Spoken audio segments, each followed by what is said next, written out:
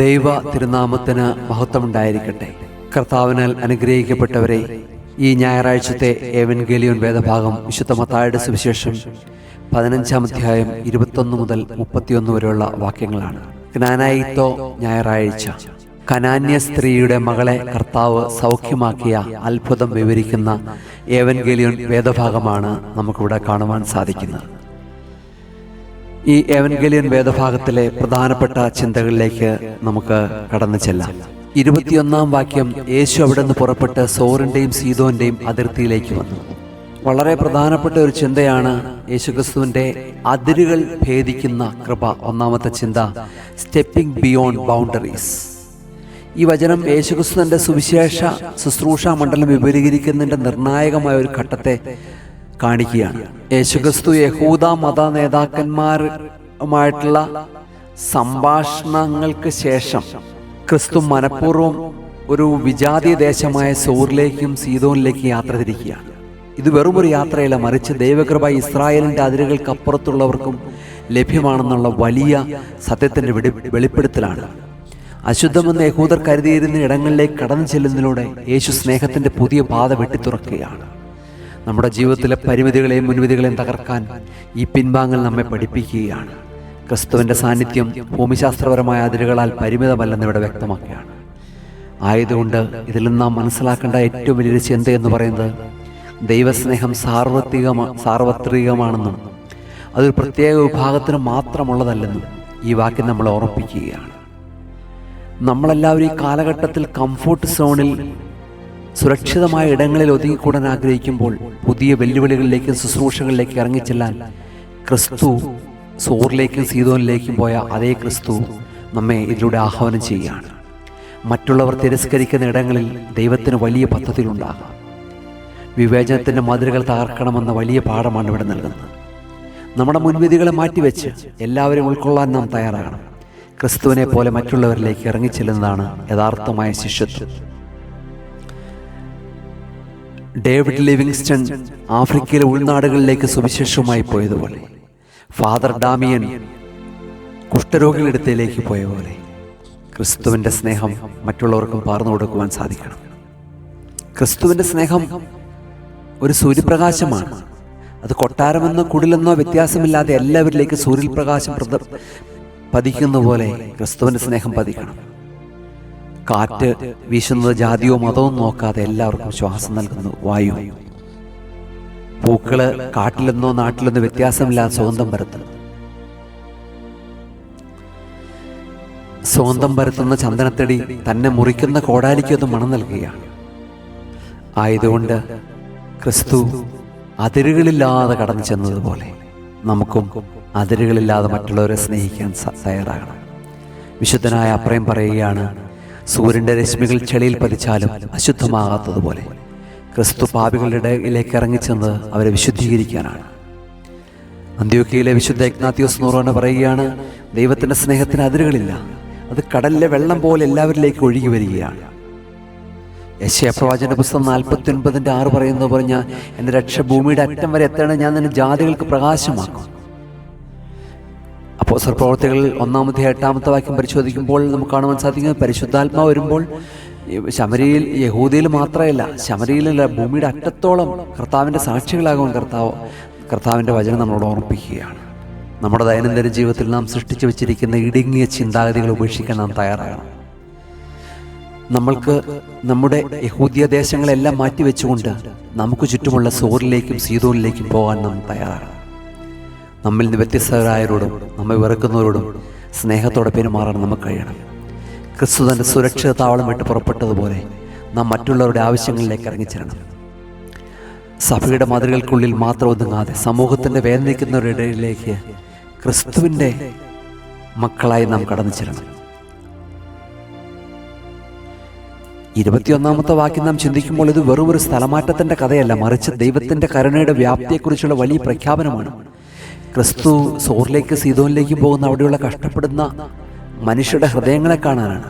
നമ്മുടെ ജീവിതത്തിലും പലപ്പോഴും നാം ഒറ്റപ്പെട്ടു എന്ന് കരുതുമ്പോൾ ആരും വരാത്ത ഇടങ്ങളിലേക്ക് ക്രിസ്തു നമ്മെ തേടി വരുന്നുണ്ട്. അവിടുത്തെ സ്നേഹം തടയാൻ ഒരു ശക്തിക്കും കഴിയില്ല. ലോകത്തിൻ്റെ അതിരുകൾ സ്വർഗത്തിനു മുമ്പിൽ ഒന്നുമല്ലെന്ന് നാം തിരിച്ചറിയണം. ആയതുകൊണ്ട് ക്രിസ്തു സോറിലേക്കും സീദോനിലേക്ക് കടന്നു ചെന്നതുപോലെ വേദനകൾ അനുഭവിക്കുന്നവരുടെയും പ്രയാസങ്ങൾ അനുഭവിക്കുന്നവരുടെയിലേക്ക് നമുക്ക് കടന്നു ചെല്ലാം. രണ്ടാമത്തെ ചിന്ത, 22-ാമത്തെ വാക്യം. ആ അതിർത്തി പ്രദേശത്തു നിന്നൊരു കനാന്യ സ്ത്രീ പുറപ്പെട്ടു വന്ന്, ദാവീദ് പുത്രനായ എൻ്റെ കർത്താവേ, എന്നോട് മനസ്സലിയണമേ, എൻ്റെ മകൾ പിശാചിനാൽ അതികഠിനമായി ബാധിക്കപ്പെട്ടിരിക്കുന്നു പറഞ്ഞു. ഒരു അമ്മയുടെ ഹൃദയ നൊമ്പരം നമുക്ക് കാണുവാൻ സാധിക്കും. The cry of a mother's heart. ഒരു അമ്മയുടെ ഹൃദയ നൊമ്പരം. ഈ വചനത്തിൽ നാം കാണുന്നത് വംശീയവും മതപരമായ വേലിക്കെട്ടുകളെ ഭേദിക്കുന്ന ഒരു വലിയ വിശ്വാസത്തിൻ്റെ ആമുഖമാണ്. ഇവിടെ ഒരു അമ്മ തൻ്റെ മകളുടെ പൈശാചിക ബന്ധനത്തെ എടുത്തു മാറ്റുവാനായിട്ട് ക്രിസ്തുവിൻ്റെ മുമ്പിൽ യാചിക്കുന്ന ഒരു കാഴ്ച കാണുവാൻ സാധിക്കും. ഈ കാലഘട്ടങ്ങളിൽ മക്കൾക്ക് വേണ്ടി നിലവിളിക്കുവാനുള്ള മനോഭാവമുള്ള മാതാപിതാക്കളുടെ എണ്ണം കുറഞ്ഞു വരുന്ന ഈ കാലഘട്ടത്തിൽ ഈ വചനത്തിന് വളരെയധികം പ്രസക്തിയുണ്ട്. തൻ്റെ കഷ്ടതയേക്കാൾ ഉപരിയായി തൻ്റെ മകളുടെ വിമോചനത്തിനായി അസാധ്യമായ സാഹചര്യങ്ങളുടെ മധ്യത്തിലും ദൈവത്തിലുള്ള പ്രത്യാശ കൈവിടിയാതെ ക്രിസ്തുവിൻ്റെ അടുത്ത് ചെന്ന് വിളിക്കുന്ന ഒരു അമ്മയെ കാണുവാൻ സാധിക്കും. പ്രിയമുള്ളവരെ, നമ്മുടെ ഈ കാലഘട്ടത്തിൽ മക്കൾക്ക് വേണ്ടി കരയുന്ന എത്ര അമ്മമാരുണ്ട്, എത്ര മാതാപിതാക്കളുണ്ട്. മക്കളുടെ കുറവുകളെയും കുറ്റങ്ങളെയും കണ്ടെത്തുകയോ അല്ലെങ്കിൽ മക്കൾക്ക് ഭൗതികമായി നേടിക്കൊടുത്തുകൊണ്ട് ആത്മീയമായി നേടിക്കൊടുക്കാതെ ഇരിക്കുകയൊക്കെ ചെയ്യുന്ന ഒരു വർത്തമാന കാലഘട്ടത്തിലാണ് നാം ജീവിക്കുന്നത്. എന്നാൽ ഇവിടെ ആ കനാന്യ സ്ത്രീയെ കാണുമ്പോൾ നാം വലിയൊരു കാര്യം പഠിക്കേണ്ടിയിരിക്കുന്നു. സ്വന്തം മകൾക്ക് വേണ്ടി കർത്താവിൻ്റെ മുമ്പിൽ നിലവിളിക്കുന്ന ഒരു പാവം സ്ത്രീയെ കാണുവാൻ സാധിക്കും. പ്രതികൂല സാഹചര്യങ്ങളായിരുന്നു. ആ പ്രതികൂല സാഹചര്യങ്ങളിലും അവൾ തൻ്റെ മകൾക്ക് വേണ്ടി യാചിക്കുകയാണ് കർത്താവിൻ്റെ സന്നിധിയിൽ. ഈ വചനം നമ്മളോട് ഓർമ്മിപ്പിക്കുകയാണ്, മക്കൾക്ക് വേണ്ടി കരയുവാനായിട്ട് ഓരോ മാതാപിതാക്കളെ ഓർമ്മിപ്പിക്കുന്ന വചനമാണ്. കത്തോലിക്ക സഭയിലെ വിശുദ്ധ മോണിക്ക അഗസ്റ്റിൻ്റെ മാനസാന്തരത്തിന് വേണ്ടി അനേക വർഷം കണ്ണുനീരോടെ പ്രാർത്ഥിച്ചു. കനാന്യ സ്ത്രീയെ പോലെ തോറ്റുകൊടുക്കാത്ത അമ്മയുടെ പ്രാർത്ഥനയാണ് പിൽക്കാലത്ത് ആ സഭയിൽ വലിയ മാറ്റങ്ങൾ. ആഫ്രിക്ക മുഴുവൻ സഭ വളരാനുള്ള കാരണം വിശുദ്ധനായ അഗസ്റ്റിൻ മാത്രമായിരുന്നു. പ്രിയമുള്ളവരെ, മറ്റൊരു സംഭവം, 2ാം ലോക മഹായുദ്ധകാലത്ത് ഒരു ബ്രിട്ടീഷ് സൈനികൻ യുദ്ധത്തിൽപ്പെട്ട് കാണാതാവുകയാണ്. കൂടെ ഉണ്ടായിരുന്ന ആളുകളെല്ലാം പിടിച്ച് ജർമ്മൻ സൈന്യം അതിക്രൂരമായിട്ട് കൊലപ്പെടുത്തി. പക്ഷേ ഇദ്ദേഹത്തെയും കൊലപ്പെടുത്തി കാണുമെന്ന് വിചാരിച്ചുകൊണ്ടിരുന്നു. എന്നാൽ അവൻ്റെ അമ്മ എല്ലാ ദിവസവും പള്ളിയിൽ പോയി പ്രാർത്ഥിക്കുകയും കണ്ണുനീരൊഴിച്ച് പ്രാർത്ഥിക്കുകയും ചെയ്തു. മാസങ്ങളും ഏകദേശം 2 വർഷത്തോളം കടന്നുപോയി. ഒരു ദിവസം സന്ധ്യയ്ക്ക് തൻ്റെ വാതിൽക്കൽ വന്ന് ആരോ മുട്ടി വിളിക്കുന്നു. നോക്കിയപ്പോൾ 2.5 വർഷം മുമ്പ് നഷ്ടപ്പെട്ടു പോയ തൻ്റെ മകൻ തിരിച്ചെത്തിയിരിക്കുകയാണ്. പ്രിയമുള്ളവരെ, കണ്ണുനീരോടെ പ്രാർത്ഥിക്കുന്ന ദൈവമക്കൾക്ക് കർത്താവ് ഉത്തരം നൽകുമെന്നുള്ളതാണ് കർത്താവിൻ്റെ വചനം നമ്മോട് ഓർമ്മിപ്പിക്കുന്നത്. കണ്ണുനീരിൻ്റെ മക്കളൊന്നും നഷ്ടപ്പെട്ടു പോവുകയില്ല. മകൾക്ക് വേണ്ടി കണ്ണുനീരൊഴുക്കിയ ഒരു അമ്മയെപ്പോലെ നമ്മുടെ തെറ്റിപ്പോയ മക്കൾക്ക് വേണ്ടി, ദൈവസന്നിധിയിൽ നിന്ന് മാറ്റപ്പെട്ട മക്കൾക്ക് വേണ്ടി കണ്ണുനീരൊഴുക്കുവാൻ നമുക്ക് സാധിക്കേണ്ടിയിരിക്കുന്നു. കനാന്യ സ്ത്രീയെ പോലെ ഒരുപാട് പ്രതിസന്ധികൾ ഏറ്റുവാങ്ങേണ്ടി വന്നേക്കാം. കാർമേഘങ്ങൾ കറുത്തിരുണ്ടതാണെങ്കിലും പക്ഷെ അവ ഭൂമിയെ തണുപ്പിക്കുന്ന മഴയെ നൽകുന്നു. ഒരു ദീപം കത്തി നിൽക്കുമ്പോൾ ഉരുകുന്നത് മെഴുകാണെങ്കിലും വെളിച്ചം ലോകത്തിനാണ് ലഭിക്കുന്നത്. മക്കൾക്ക് വെളിച്ചമേകുവാൻ, ഉരുകിത്തീരാൻ കനാന്യ സ്ത്രീയെ പോലെ അമ്മമാരുടെ ദൗർലഭ്യത ഇന്ന് ഏറി വന്നുകൊണ്ടിരിക്കുകയാണ്. വിശുദ്ധനായ അപ്രേം ഈ ഭാഗത്തെക്കുറിച്ച് വിശദീകരിക്കുന്ന ഇങ്ങനെയാണ്: ആ കനാന്യ സ്ത്രീയുടെ വിശ്വാസം ഒരു കടുകുമണിയോളം ചെറുതായിരുന്നില്ല, മറിച്ചൊരു പർവ്വതത്തെ പോലെ ഉറപ്പുള്ളതായിരുന്നു. ജോൺ ക്രിസോസ്റ്റം എന്ന് വിശേഷിപ്പിക്കപ്പെടുന്ന സ്വർണ്ണനാവുകാരനായിരിക്കുന്ന ഇവാനിയോസ് പറയുകയാണ്, ആ സ്ത്രീ വിശ്വാസത്തോടെ പ്രാർത്ഥിച്ചപ്പോൾ കർത്താവ് അവൾക്ക് വേണ്ടി അത്ഭുതങ്ങൾ ചെയ്തു. സങ്കീർത്തന പുസ്തകം 34:6 ഓർപ്പിക്കുന്ന പോലെ ആ പാവപ്പെട്ടവൻ എളിവൻ നിലവിളിച്ചു, കർത്താവ് കേട്ട് അവൻ്റെ സങ്കടത്തിൽ നിന്നെല്ലാം അവനെ വിടുവിച്ചു. ആയതുകൊണ്ട് മക്കൾക്ക് വേണ്ടി പ്രാർത്ഥിക്കുന്നതിലുപരിയായിട്ട് കുടുംബത്തിന് വേണ്ടി പ്രാർത്ഥിക്കുവാൻ സാധിക്കുന്നുണ്ടോ നമുക്ക്? കനാന്യ സ്ത്രീയെ പോലെ ദൈവത്തിൻ്റെ മുമ്പിൽ നിലവിളിക്കുവാൻ നാം ശീലിക്കണം. നമ്മുടെ പ്രാർത്ഥനകൾ സ്വന്തം കാര്യങ്ങൾക്ക് വേണ്ടിയല്ല, നമ്മുടെ സങ്കടങ്ങൾ ഏറ്റെടുത്തുകൊണ്ടായിരിക്കണം. നമ്മെ കുറ്റപ്പെടുത്തിയാലും ദൈവത്തിലുള്ള വിശ്വാസം പതറരുത്. എത്ര വലിയ പാപിയാണെങ്കിലും എത്ര അയോഗ്യരാണെങ്കിലും ദൈവത്തിൻ്റെ കാരുണ്യത്തിനു മുമ്പിൽ എല്ലാവർക്കും സ്ഥാനമുണ്ട്. കഠിനമായ പോരാട്ടങ്ങൾ തളരാതെ ദൈവത്തോടൊപ്പം നിൽക്കുവാൻ സാധിക്കണം.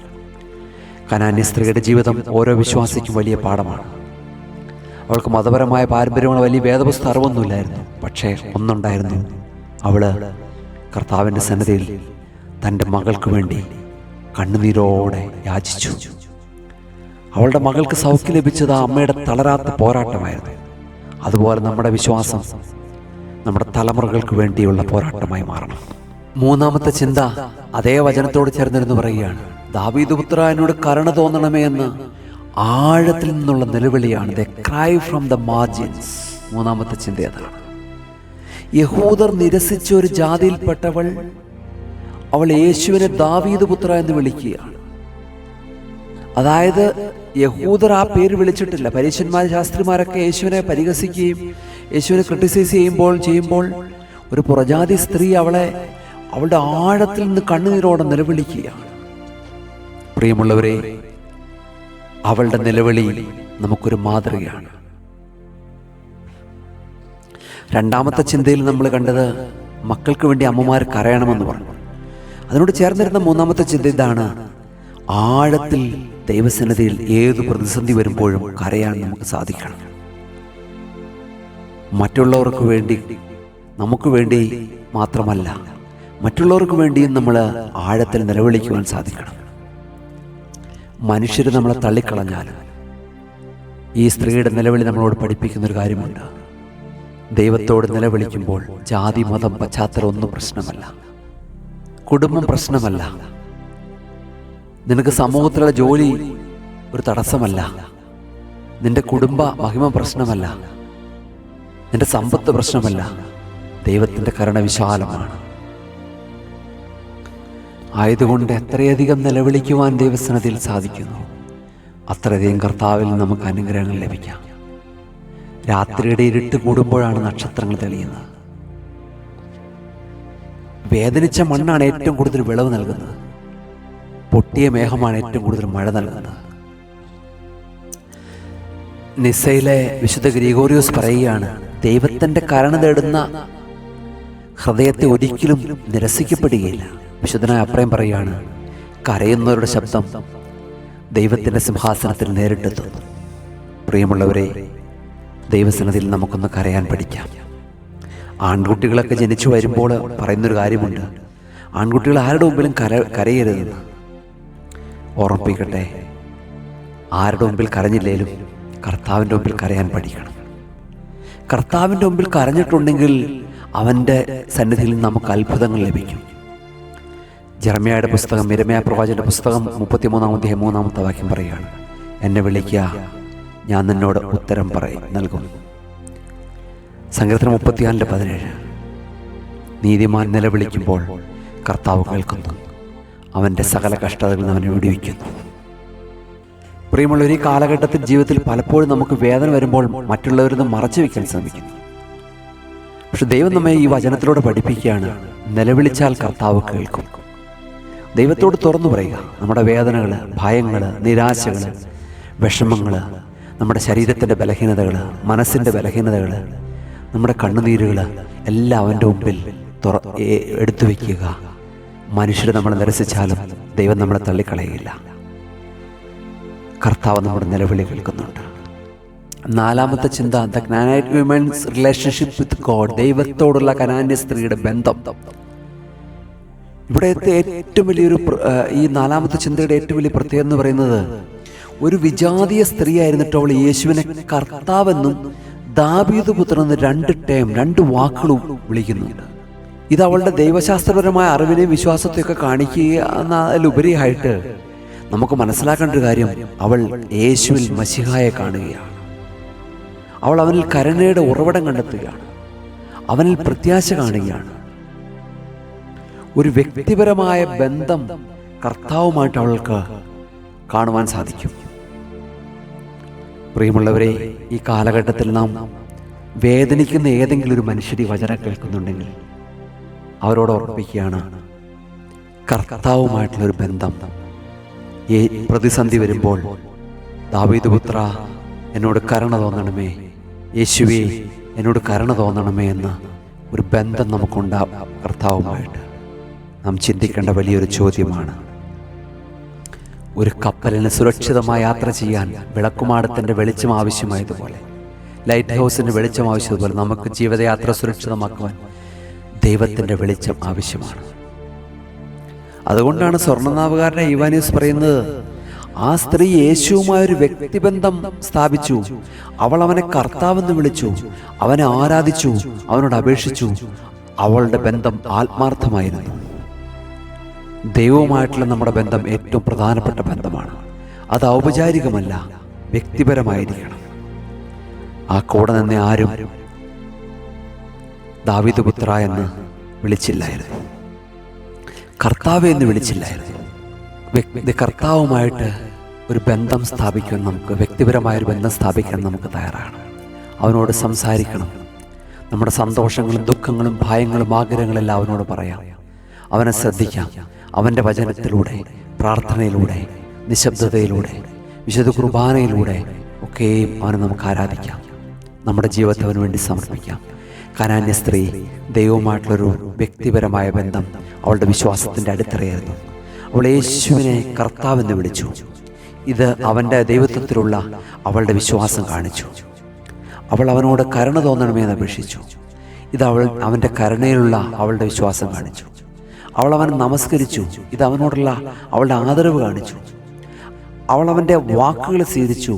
ഇത് അവൻ്റെ വചനത്തോടുള്ള അവളുടെ വിധേയത്വം കാണിച്ചു. അവൾ അവൻ്റെ വാക്കുകളിൽ പ്രത്യാശ കണ്ടെത്തി. ഇതവൻ്റെ ജ്ഞാനത്തിലുള്ള അവളുടെ വിശ്വാസം കാണിച്ചു. അവളുടെ ബന്ധം ഔപചാരികമായിരുന്നില്ല, അത് വ്യക്തിപരവും ആത്മാർത്ഥവും ആഴമുള്ളതായിരുന്നു. നമ്മുടെ ദൈവവുമായിട്ടുള്ള ബന്ധവും ഇങ്ങനെയായിരിക്കണം. നാം അവനെ കർത്താവെന്ന് വിളിക്കുക മാത്രമല്ല, അവനുമായി ബന്ധം സ്ഥാപിക്കണം. നാം അവനോട് സംസാരിക്കണം, അവനെ ശ്രദ്ധിക്കണം, അവനെ ആരാധിക്കണം.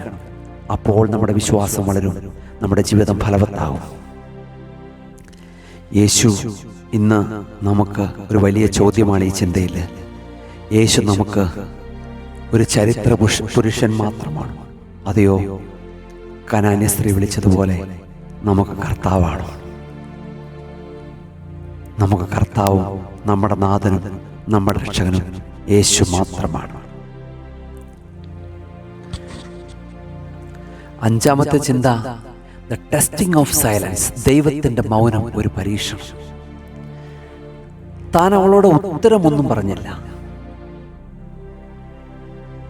തൻ്റെ ശിഷ്യന്മാർ തന്നെ സമീപിച്ച് തന്നോട് നമ്മുടെ പിന്നാലെ നിലവിളിച്ചു വരുന്ന അവളെ പിരിച്ചുവിടണമെന്ന് അപേക്ഷിച്ചു.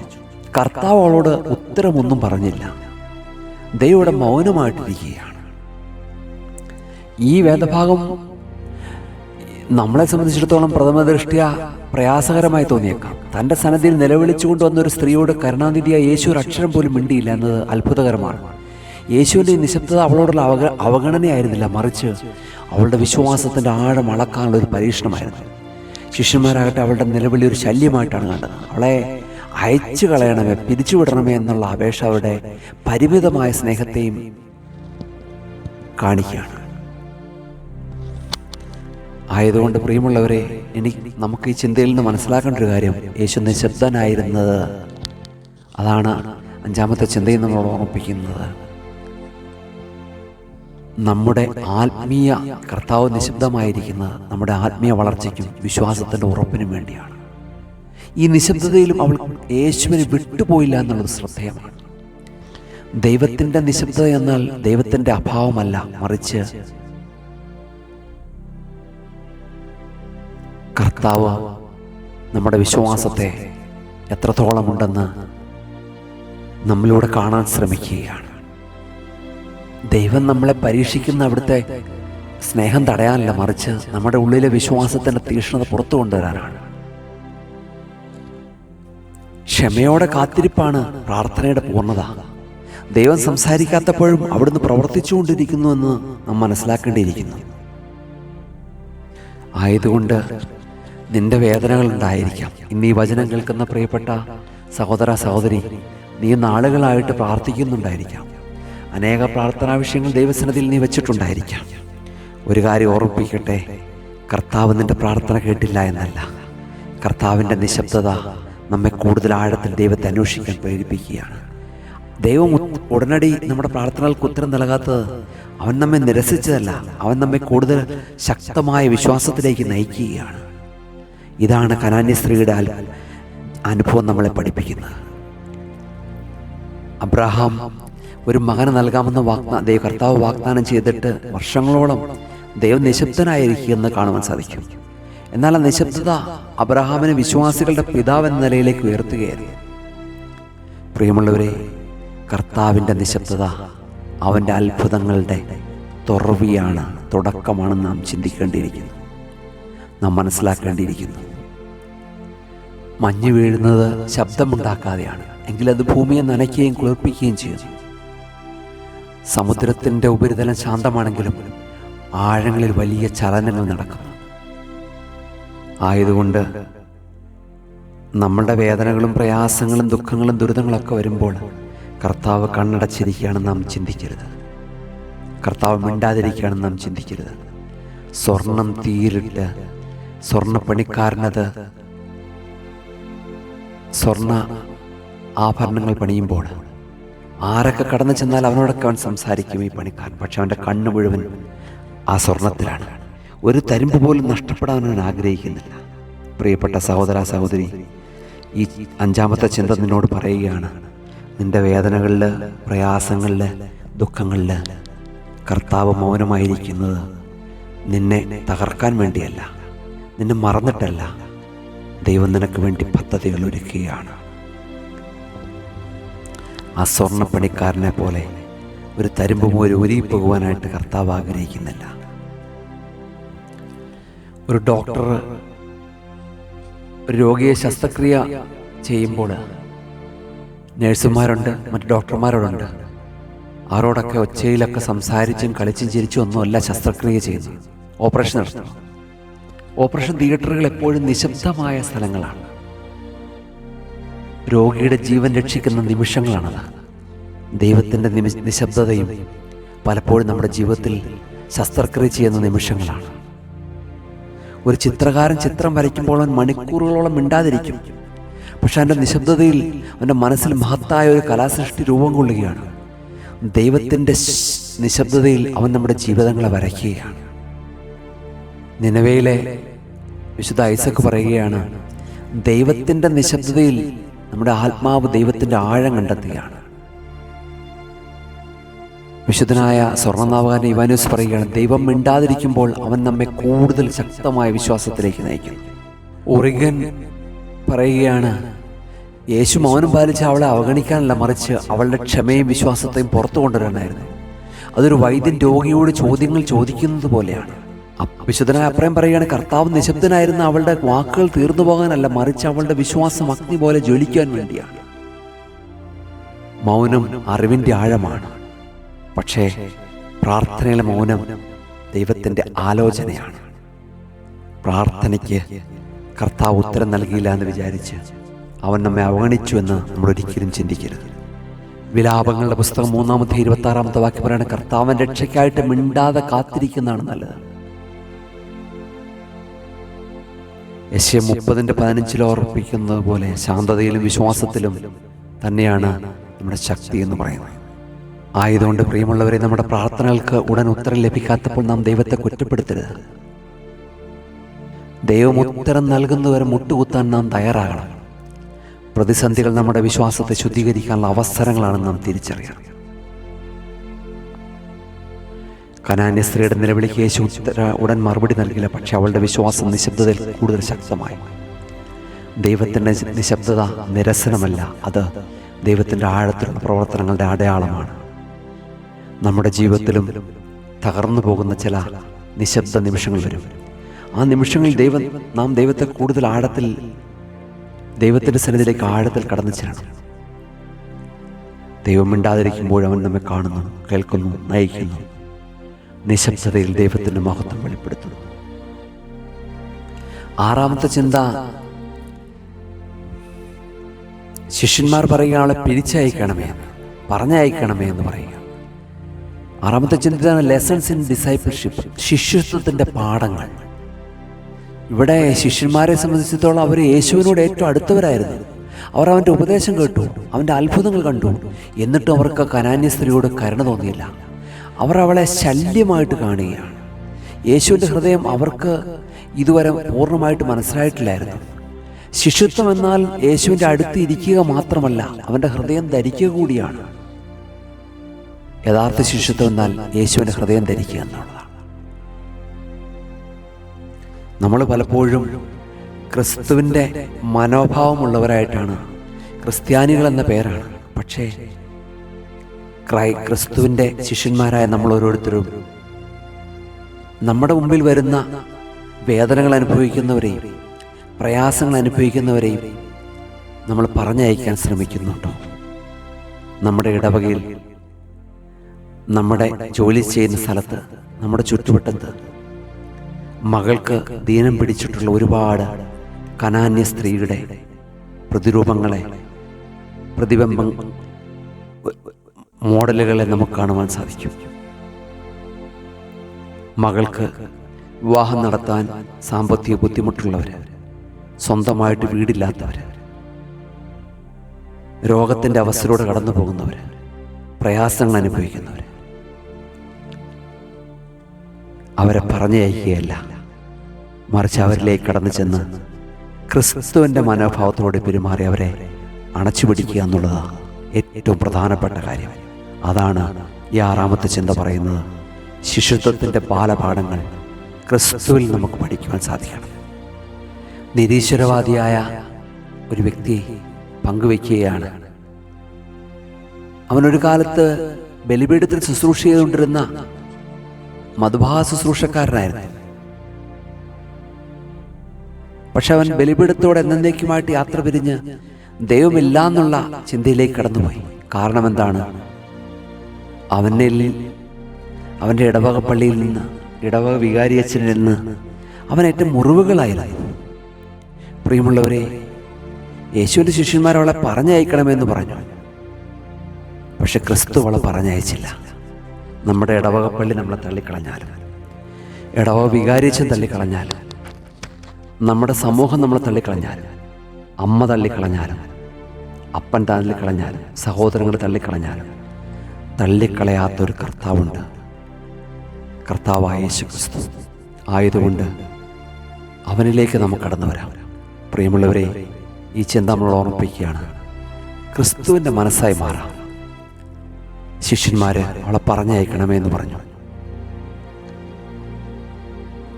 ഇതേ ശിഷ്യന്മാർ തന്നെ ക്രിസ്തുവിൻ്റെ മരണശേഷം ഒരുപാട് ഇതുപോലെ വേദനകൾ അനുഭവിക്കുന്നവർ അണച്ചുപിടിക്കുന്നതായിട്ട് കാണുവാൻ സാധിക്കും. കർത്താവ് നമ്മോട് പറയുകയാണ്, നിങ്ങൾ ഭൂമിയുടെ ഉപ്പാകുന്നു. നിങ്ങൾ ഭൂമിയുടെ ഉപ്പാകുന്നു. ശിഷ്യൻ ഉപ്പ് ഭക്ഷണത്തിന് രുചി നൽകുന്ന പോലെ ക്രിസ്ത്യാനികളായ നമ്മൾ ഓരോരുത്തരും ലോകത്തിന് രുചി നൽകണം. ഒരു നദി കടന്നു പോകുന്ന സ്ഥലങ്ങളിലൂടെയൊക്കെയും അതിന് രണ്ട് സൈഡിലും പച്ചപ്പ് നൽകുകയാണ്.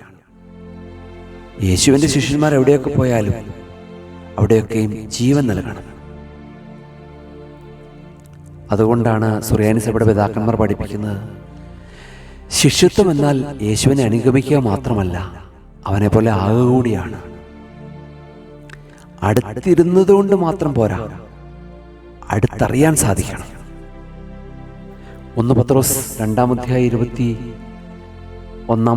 നമ്മൾ ഓർമ്മിപ്പിക്കുകയാണ്. ക്രിസ്തു നമുക്കൊരു മാതൃക വെച്ചിട്ട് പോയിരിക്കുകയാണ്. ഓർമ്മിപ്പിക്കട്ടെ സഹോദരങ്ങളെ, നമ്മുടെ ജീവിതത്തിൽ ശിഷ്യത്വത്തിൻ്റെ ബാലപാഠങ്ങൾ പഠിക്കുക. ക്രിസ്തുവിനോട് അടുത്തിരിക്കുക മാത്രമല്ല, വെറും ക്രിസ്ത്യാനി എന്ന പേർ ധരിക്കുക മാത്രമല്ല, അവൻ്റെ ഹൃദയം ധരിക്കുക, അവനെ പോലെയാവുക. അവൻ്റെ കരുണ, അവൻ്റെ സ്നേഹം, അവൻ്റെ ക്ഷമ എന്നിവ നമ്മുടെ ജീവിതത്തിൽ പ്രതിഫലിപ്പിക്കുക. ഓരോ ദിവസവും നമ്മുടെ ഗുരുവായ ക്രിസ്തുവിനെ പോലെ ആകാൻ ശ്രമിക്കുക. ഈ ശിഷ്യന്മാരുടെ പെരുമാറ്റം വലിയൊരു പാഠമാണ്. അവർ യേശുവിനോട് ഏറ്റവും അടുത്തവരായിരുന്നു. അവർ അവൻ്റെ ഉപദേശം കേട്ടവരായിരുന്നു, അവൻ്റെ അത്ഭുതങ്ങൾ കണ്ടവരായിരുന്നു. എന്നിട്ടും ആ വിജാതീയ സ്ത്രീയോട് അവർ കരുണ തോന്നിയില്ല. ഇന്ന് നമ്മൾ ചിന്തിക്കേണ്ട ഒരു കാര്യം, നമ്മുടെ പള്ളികളിലൊക്കെ വിജാതീയരായ ഒരു വ്യക്തി കടന്നു വന്നിട്ടുണ്ടെങ്കിൽ അവര് അണച്ചു പിടിക്കാൻ നമുക്ക് സാധിക്കുന്നുണ്ടോ? അവരെ ക്രിസ്തുവിലേക്ക് കൂട്ടിക്കൊണ്ടുവരാൻ നമുക്ക് സാധിക്കുന്നുണ്ടോ? ഒരു കാലത്ത് കോടതികളില് ജഡ്ജിമാര് വരെ സാക്ഷി സത്യമാണെന്നറിഞ്ഞ് സുറിയാനി സഭയിൽപ്പെട്ട ആളുകളുടെ സാക്ഷി പറയാൻ കോടതി വരുമ്പോൾ അത് സത്യമാണെന്ന് വിശ്വസിച്ചിരുന്നു. സത്യസന്ധതയുടെ മണിമകുടങ്ങളായിരുന്നു നമ്മുടെ സഭയുടെ പൂർവികർ. യേശുവിൻ്റെ യഥാർത്ഥമായ ശിഷ്യത്വത്തിലേക്ക് അതിലൂടെ നടന്നുപോയവരായിരുന്നു അവർ. എന്നാൽ പുതിയ തലമുറയായപ്പോൾ എങ്ങനെയായി? നാം എത്രത്തോളം അവൻ്റെ വചനങ്ങൾ കേട്ടാലും അവൻ്റെ ഹൃദയം ധരിക്കാൻ നമുക്ക് ശ്രമിക്കണം. യേശുവിൻ്റെ ഹൃദയം എല്ലാവരോടും കരുണയുള്ളതാണ്. നമ്മുടെ ഹൃദയം അങ്ങനെയുള്ള തന്നെ ആയിരിക്കണം. ഏഴാമത്തെ ചിന്ത കർത്താവോട് പറയുകയാണ്, ഇസ്രായേൽ ഗൃഹത്തിലെ വംശത്തിലെ നിന്ന് വഴിതെറ്റിപ്പോയ ആടുകളുടെ അടുക്കിലേക്കല്ലാതെ ഞാൻ അയക്കപ്പെട്ടിട്ടില്ല എന്ന് പറയുകയാണ്. ഏഴാമത്തെ ചിന്ത അതാണ്, ദൈവകൃപയുടെ ക്രമവും മുൻഗണനയും, ദ ഓർഡർ ഓഫ് ഗ്രേസ്. യേശുവിൻ്റെ മറുപടി ആദ്യ കാഴ്ചയിൽ തന്നെ കഠിനമായി തോന്നിയേക്കാം. കനാന്യ സ്ത്രീയുടെ അപേക്ഷയ്ക്ക് മറുപടിയായിട്ട് അവൻ പറയുകയാണ്, ഞാൻ ഇസ്രായേൽ ജനതയ്ക്ക് മാത്രം വന്നവനാണ്. യേശുവിടെ പ്രസ്താവിക്കുകയാണ്. എന്നാൽ അത് അവളെ തള്ളിക്കളയാനല്ല, മറിച്ച് ദൈവത്തിൻ്റെ രക്ഷാകര പദ്ധതിയുടെ ക്രമത്തെ, ഡിവൈൻ ഓർഡറിനെ ഓർമ്മിപ്പിക്കാനായിരുന്നു. രക്ഷ ആദ്യം യഹൂദർക്കും പിന്നീട് ലോകത്തിനും മുഴുവനും എന്നായിരുന്നു ദൈവഹിതം. യേശു തൻ്റെ ദൗത്യത്തിൻ്റെ പരിധി വ്യക്തമാക്കുന്നതിലൂടെ അവളുടെ വിശ്വാസത്തെ കൂടുതൽ പരീക്ഷിക്കുകയും ദൃഢമാക്കുകയും ചെയ്യുകയാണ്. തൻ്റെ അയോഗ്യതയെക്കുറിച്ചും ബോധ്യമുള്ളവർക്ക് മാത്രമേ ദൈവകൃപയുടെ മൂല്യം തിരിച്ചറിയുവാനായിട്ട് സാധിക്കുമെന്ന് യേശുവോട് നമ്മളെ പഠിപ്പിക്കുകയാണ്. ദൈവത്തിൻ്റെ ഓരോ കാര്യവും കൃത്യമായ സമയവും ക്രമവും ഉണ്ടെന്ന് ഈ വലിയ പാഠം നമ്മളെ പഠിപ്പിക്കുകയാണ്.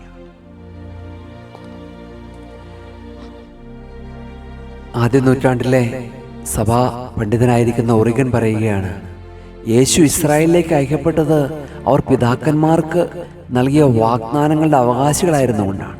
എന്നാൽ അവർ അവനെ സ്വീകരിക്കാതിരുന്നപ്പോൾ രക്ഷ വിജാതീയരിലേക്ക് തിരിഞ്ഞുവന്നു.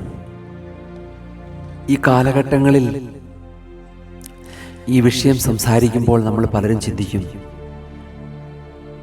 കർത്താവ് എല്ലാവർക്കും വേണ്ടി വന്നതല്ലേ, എന്തുകൊണ്ടാണ് യഹൂദന്മാർക്ക് മാത്രമാണോ എന്ന്? ഒരിക്കലുമല്ല. കർത്താവ് എല്ലാവർക്കും വേണ്ടി വന്നതാണ്. യഹൂദന്മാർക്കും യവനനെന്നും യഹൂദനെന്നും സ്ത്രീയെന്നും പുരുഷനെന്നും ഇല്ല എന്ന് പറയുന്നത് പോലെ എല്ലാവർക്കും സർവ്വലോകത്തിനും വേണ്ടി വന്നവനാണ്. പക്ഷേ കർത്താവ് ഇവിടെ ഇസ്രായേലിനെ ഓർമ്മിപ്പിക്കുന്ന അവർക്ക് ലഭിച്ച വലിയ ഭാഗ്യത്തെക്കുറിച്ചാണ്. അവർ തിരഞ്ഞെടുക്കപ്പെട്ടവർ ജനമായിരുന്നു. എന്നാൽ ആ ഭാഗ്യം ഉപയോഗിക്കാത്തവർക്ക് പകരം വിനയത്തോടെ വരുന്ന വിജാതീയർക്ക് ദൈവം തൻ്റെ വാതിൽ തുറന്നു കൊടുക്കുന്നതായിട്ട് കാണുവാൻ സാധിക്കും. യേശുവിൻ്റെ ഈ വാക്കുകൾ ദൈവത്തിൻ്റെ രക്ഷാപദ്ധതിയുടെ ആഴം വെളിപ്പെടുത്തുന്നു. ദൈവം ഒരു ക്രമത്തോടെയാണ് പ്രവർത്തിക്കുന്നത്.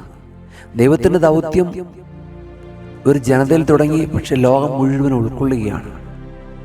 നമ്മുടെ ജീവിതത്തിൽ ഒരു ക്രമത്തോടെ പ്രവർത്തിക്കുവാനായിട്ട് നമുക്ക് സാധിക്കണം.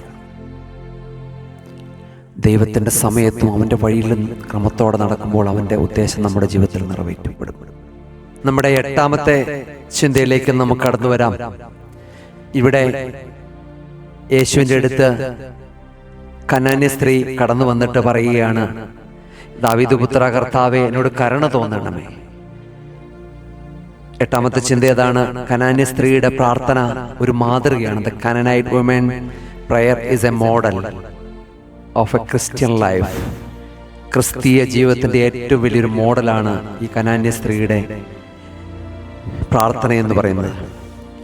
അവിടെ കർത്താവെ എനിക്ക് അനുഗ്രഹം ചെയ്യണമേ, അല്ലെങ്കിൽ എനിക്ക് ഭൗതികമായിട്ട്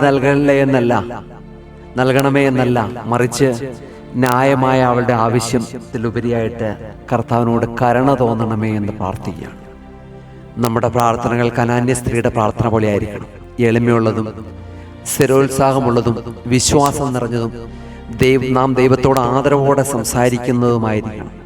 നമ്മുടെ ആവശ്യങ്ങൾ ലളിതമായി അവൻ അറിയിക്കണം. ഉത്തരം ലഭിക്കുന്നവരെ പ്രാർത്ഥന തുടരണം. കനാന്യ സ്ത്രീ നമുക്കെല്ലാവർക്കും ഒരു മാതൃകയാണ്. ഒരു നദി സമുദ്രത്തിലേക്ക് ഒഴുകുന്നത് പോലെ നമ്മുടെ പ്രാർത്ഥന ദൈവത്തിൻ്റെ സന്നിധിയിലേക്ക് ഒഴുകിയെത്തണം. ഒരു കുഞ്ഞ് അമ്മയോട് കരയുന്നത് പോലെ നമ്മുടെ പ്രാർത്ഥന ദൈവത്തിൻ്റെ സന്നിധിയിൽ കരയുവാനായിട്ട് നമുക്ക് സാധിക്കണം. കാറ്റ് കപ്പലിനെ നയിക്കുന്ന പോലെ പ്രാർത്ഥന നമ്മുടെ ജീവിതത്തെ നയിക്കണം. വിശുദ്ധനായ സ്വർണ്ണനാവുകാരനായ ഇവാന്യോസ് പറയുകയാണ്, ഈ സ്ത്രീയുടെ പ്രാർത്ഥന നമുക്കൊരു മാതൃകയാണ്. അവൾ എളിമയോടെ പ്രാർത്ഥിച്ചു, സ്ഥിരോത്സാഹത്തോടെ പ്രാർത്ഥിച്ചു, വിശ്വാസത്തോടെ പ്രാർത്ഥിച്ചു. അവളുടെ പ്രാർത്ഥന ഫലിച്ചു. നമ്മുടെ പ്രാർത്ഥനകൾ കനാന്യ സ്ത്രീയുടേതുപോലെ ആയിരിക്കട്ടെ, ലളിതവും എളിമയുള്ളതും സ്ഥിരോത്സാഹമുള്ളതും. അപ്പോൾ അവ ഫലിക്കും. പ്രിയമുള്ളവരെ, പ്രാർത്ഥന ഹൃദയത്തിൽ നിന്ന് വരണം. സ്ഥിരോത്സാഹത്തോടെ പ്രാർത്ഥിക്കണം. ഹൃദയം തുറന്ന് പ്രാർത്ഥിച്ചാൽ ദൈവം ഉത്തരം നൽകും എന്നുള്ളത് നമുക്ക് സംശയമില്ലാതെ നമ്മുടെ ജീവിതത്തിൽ കാണുവാൻ സാധിക്കും. വിശുദ്ധ ലൂക്കോസിന്റെ സുവിശേഷം 11-9 വാക്യങ്ങൾ. യാചിപ്പൻ എന്നാൽ നിങ്ങൾക്ക് ലഭിക്കും, അന്വേഷിപ്പൻ നിങ്ങൾ കണ്ടെത്തും, മുട്ടുവൻ നിങ്ങൾക്ക് തുറക്കും. ആയതുകൊണ്ട് പ്രിയമുള്ളവരെ, നമുക്ക് മുട്ടുവാൻ സാധിക്കണം. ഫിലിപ്പി ലേഖനം 4-6 വാക്യം പറയും പ്രകാരം, ഒന്നിനെക്കുറിച്ചും വിചാരപ്പെടേണ്ട, എല്ലാറ്റിലും നിങ്ങളുടെ അപേക്ഷകൾ പ്രാർത്ഥനയാലും യാചനയാലും സ്തോത്രത്തോടു കൂടി ദൈവത്തോട് അറിയിക്കുവാൻ. നമ്മുടെ പ്രാർത്ഥനാ ജീവിതത്തിൽ കനാന്യ സ്ത്രീയുടെ മാതൃക പിന്തുടരണം. എളിമയോടെ പ്രാർത്ഥിക്കണം, സ്ഥിരോത്സാഹത്തോടെ പ്രാർത്ഥിക്കണം. അവളുടെ പ്രാർത്ഥന ബൈബിളിൽ ഏറ്റവും മനോഹരമായ പ്രാർത്ഥനകളിലൊന്നാണ്. അത് ലളിതമാണ്, എന്നാൽ ആഴമുള്ളതാണ്. പക്ഷെ അത് എളിമയുള്ളതുമാണ്, എന്നാൽ എത്രയോ ധൈര്യത്തോടു കൂടിയാണ്. അതിലുപരിയായിട്ട് അതൊരു സ്ഥിരോത്സാഹമാണ്. എല്ലാറ്റിനുപരിയായിട്ട് അത് ക്ഷമയുള്ള പ്രാർത്ഥനയാണ്. കൂടാതെ വിശ്വാസം നിറഞ്ഞതാണ്. അത് അതിര് വിടാത്തതാണ്. അവൾ യേശുവിനോട് പറഞ്ഞു, കർത്താവേ, എന്നോട് കരുണ തോന്നണമേ. അവൾ അവനോട് അപേക്ഷിച്ചു, ആവശ്യപ്പെട്ടില്ല. അവൾ അവനെ വിളിച്ചപേക്ഷിച്ചു. അവൾ അവൻ്റെ കാൽക്കൽ വീണ് നമസ്കരിച്ചു. അവൾ അവൻ്റെ വാക്കുകൾ സ്വീകരിച്ചു, എതിർത്തില്ല. അവൾ അവൻ്റെ വാക്കുകളിൽ നിന്ന് പ്രത്യാശ കണ്ടെത്തി, നിരാശപ്പെട്ടില്ല. അവളുടെ പ്രാർത്ഥന ഫലിച്ചു. അവളുടെ മകൾക്ക് സൗഖ്യം ലഭിച്ചു. അവൾക്ക് യേശുവിൻ്റെ പ്രശംസ ലഭിച്ചു. നമ്മുടെ പ്രാർത്ഥനകൾ അങ്ങനെയായിരിക്കട്ടെ. നമുക്ക് കനാന്യ സ്ത്രീ പോലെ പ്രാർത്ഥിക്കാം. അപ്പോൾ നമ്മുടെ പ്രാർത്ഥനകൾ ഫലിക്കും. 9ാമത്തെ ചിന്ത നമുക്ക് കാണുവാൻ സാധിക്കുന്നത് വിശുദ്ധ മത്തായിയുടെ സുവിശേഷം 15-25 വാക്യം. കർത്താവിൻ്റെ സന്നിധിയിൽ അവൾ വന്ദിച്ചുകൊണ്ട്, എൻ്റെ കർത്താവ് എന്നെ സഹായിക്കണമെന്ന് പറഞ്ഞു. 25ാമത്തെ വാക്യം. അതെ, 9ാമത്തെ നമ്മുടെ പ്രധാനപ്പെട്ട ചിന്ത ആരാധനയും അപേക്ഷയും, വർഷിപ്പ് ആൻഡ് സപ്ലിക്കേഷൻ. യേശുവിൻ്റെ മൗനത്തിനും തൻ്റെ ദൗത്യത്തെക്കുറിച്ചുള്ള വ്യക്തമായ പ്രസ്താവനയ്ക്ക് ശേഷം കനാന്യ സ്ത്രീ പിന്മാറുന്നില്ല. അവൾ യേശുവിൻ്റെ അടുക്കൽ വരിക മാത്രമല്ല, അവനെ നമസ്കരിക്കുകയും ചെയ്യുന്നു. നമസ്കാരം എന്നത് ആരാധനയുടെയും പൂർണ്ണമായ കീഴ്പ്പെടലിൻ്റെ അടയാളമാണ്. അവൾ യേശുവിനെ ഒരു പ്രവാചകനായോ ഉപദേഷ്ടാവായോ മാത്രമല്ല, ആരാധന അർഹിക്കുന്ന ദൈവിക വ്യക്തിയായി തന്നെ കാണുകയാണ്. കർത്താവേ, എന്നെ സഹായിക്കണമേ എന്ന അവളുടെ അപേക്ഷ അതീവ ലളിതവും എന്നാൽ അർത്ഥഗർഭവുമാണ്. അവൾ ദീർഘമായ പ്രാർത്ഥന ചൊല്ലുന്നില്ല, തൻ്റെ നിസ്സഹായത മാത്രം സമർപ്പിക്കുന്നു. ആരാധനയും അപേക്ഷയും ഒരുമിക്കുമ്പോൾ ഉണ്ടാകുന്ന ശക്തിയാണ് നമ്മളിവിടെ കാണുന്നത്. യഥാർത്ഥമായ ആരാധന നമ്മെ എളിമയുള്ളവരാക്കുന്നു. എളിമ നമ്മെ സഹായത്തിനായി ദൈവത്തോട് അപേക്ഷിക്കാൻ പ്രാപ്തരാക്കുന്നു. നമ്മുടെ പ്രാർത്ഥനകൾ ദൈവമുമ്പാകെ നമ്മുടെ ഹൃദയത്തിൻ്റെ ആഴങ്ങളിൽ നിന്നുള്ള ലളിതമായ നിലവിളികളായിരിക്കണം. ആരാധനയോടെ ചെയ്യുന്ന അപേക്ഷകൾ ദൈവഹൃദയത്തെ സ്പർശിക്കുന്നു. നോർത്ത് ഇന്ത്യയിലെ വലിയ ഒരു തയ്യൽ തുണിയുടെ ബ്രാൻഡിൻ്റെ ഉടമസ്ഥ സ്ത്രീ പങ്കുവെച്ച അനുഭവം എങ്ങനെയാണ്? ഭർത്താവ് മരിച്ചുപോയപ്പോൾ, മക്കളെ പോറ്റാൻ വഴിയില്ലാതിരുന്നപ്പോൾ, കിരാതമായ ജാതി വ്യവസ്ഥയുടെ വേലിക്കെട്ടുകളിൽ അകപ്പെട്ട് കിടന്നപ്പോൾ, തൊട്ടടുത്ത് തൻ്റെ ഗ്രാമത്തിലുള്ള ആ ചെറിയ പള്ളിയിലെ കുരിശിൻ്റെ ചോട്ടിൽ പോയിട്ട് എല്ലാ ദിവസവും നമസ്കരിച്ചു. കർത്താവേ, എന്നെ സഹായിക്കണമേ, എന്നെ സഹായിക്കണമേ, എനിക്ക് ഈ ഭൂമിയിൽ ആരുമില്ല എന്നവൾ കണ്ണുനീരോടെ പ്രാർത്ഥിച്ചുകൊണ്ടിരുന്നു. കുറച്ച് ദിവസങ്ങൾക്കുള്ളിൽ അവൾക്കൊരു ചെറിയ തയ്യൽ ജോലി കിട്ടി. കുറച്ച് കഴിഞ്ഞപ്പോൾ അവളൊരു തയ്യൽ ജോലിയിൽ നിന്ന് മാറി സ്വന്തമായിട്ട് തയ്യൽ മെഷീൻ വാങ്ങിച്ചു. ആദ്യമൊക്കെ അവൾക്ക് ബുദ്ധിമുട്ടായിരുന്നു. അവൾ എന്നാലും ആ കുരിശിൻ്റെ ചുവട്ടിലുള്ള പ്രാർത്ഥനകൾ നിർത്തിയില്ല. പിന്നീട് അത് വളർന്നു വലുതായി ഇന്നൊരു വ്യവസായമായി, ഒരു ബ്രാൻഡായി മാറി. അവളുടെ ലളിതമായ പ്രാർത്ഥനയും ആരാധനയും ദൈവം കേട്ടു. അനുഗ്രഹിക്കപ്പെട്ടവരെ, ദൈവസന്നിധിയിൽ നമുക്ക് പ്രാർത്ഥിക്കുവാൻ സാധിക്കണം. കർത്താവെ, ആ കനാന്യ സ്ത്രീ പ്രാർത്ഥിച്ചതുപോലെ നമസ്കരിച്ച് പ്രാർത്ഥിക്കുവാൻ സാധിക്കണം. നമസ്കാരം, ആരാധന, വിശുദ്ധ കുർബാന അനുഭവങ്ങൾ അത് ഏറ്റവും പ്രധാനപ്പെട്ടതാണ്. വിശുദ്ധ കുർബാനയുടെ അനുഭവത്തിലൂടെ പോകുവാൻ നമുക്ക് സാധിക്കുന്നുണ്ടോ? സൂര്യകാന്തി പൂവ് എപ്പോഴും സൂര്യൻ്റെ നേരെ തിരിഞ്ഞിരിക്കും. അതുപോലെ നാമും നമ്മുടെ ആരാധന ദൈവത്തിൻ്റെ നേരെ തിരിയണം. അപ്പോൾ അവിടുത്തെ കൃപ നമ്മൾ പ്രകാശിക്കും. ഒരു വൃക്ഷം തളിർക്കണമെന്നുണ്ടെങ്കിൽ അതിൻ്റെ വേര് നിലത്ത് ആഴത്തിൽ പോകണം. ആരാധനയാണ് നമ്മുടെ ആത്മീയ ജീവിതത്തിൻ്റെ പേര്. വിശുദ്ധ കുർബാനയാണ് നമ്മുടെ ആത്മീയ ജീവിതത്തിൻ്റെ പേര്. വിശുദ്ധനായ അപ്രയം ഇങ്ങനെ പറയുന്നുണ്ട്, ആരാധന ഹൃദയത്തിൻ്റെ ഭാഷയാണ്. ഈ സ്ത്രീയുടെ ഹൃദയം നിറഞ്ഞു കവിഞ്ഞപ്പോൾ അവൾ യേശുവിൻ്റെ കാൽക്കൽ വീണ് നമസ്കരിച്ചു. അവളുടെ ശരീരം അവളുടെ ആത്മാവിൻ്റെ ആരാധനയിൽ പങ്കുചേർന്നു.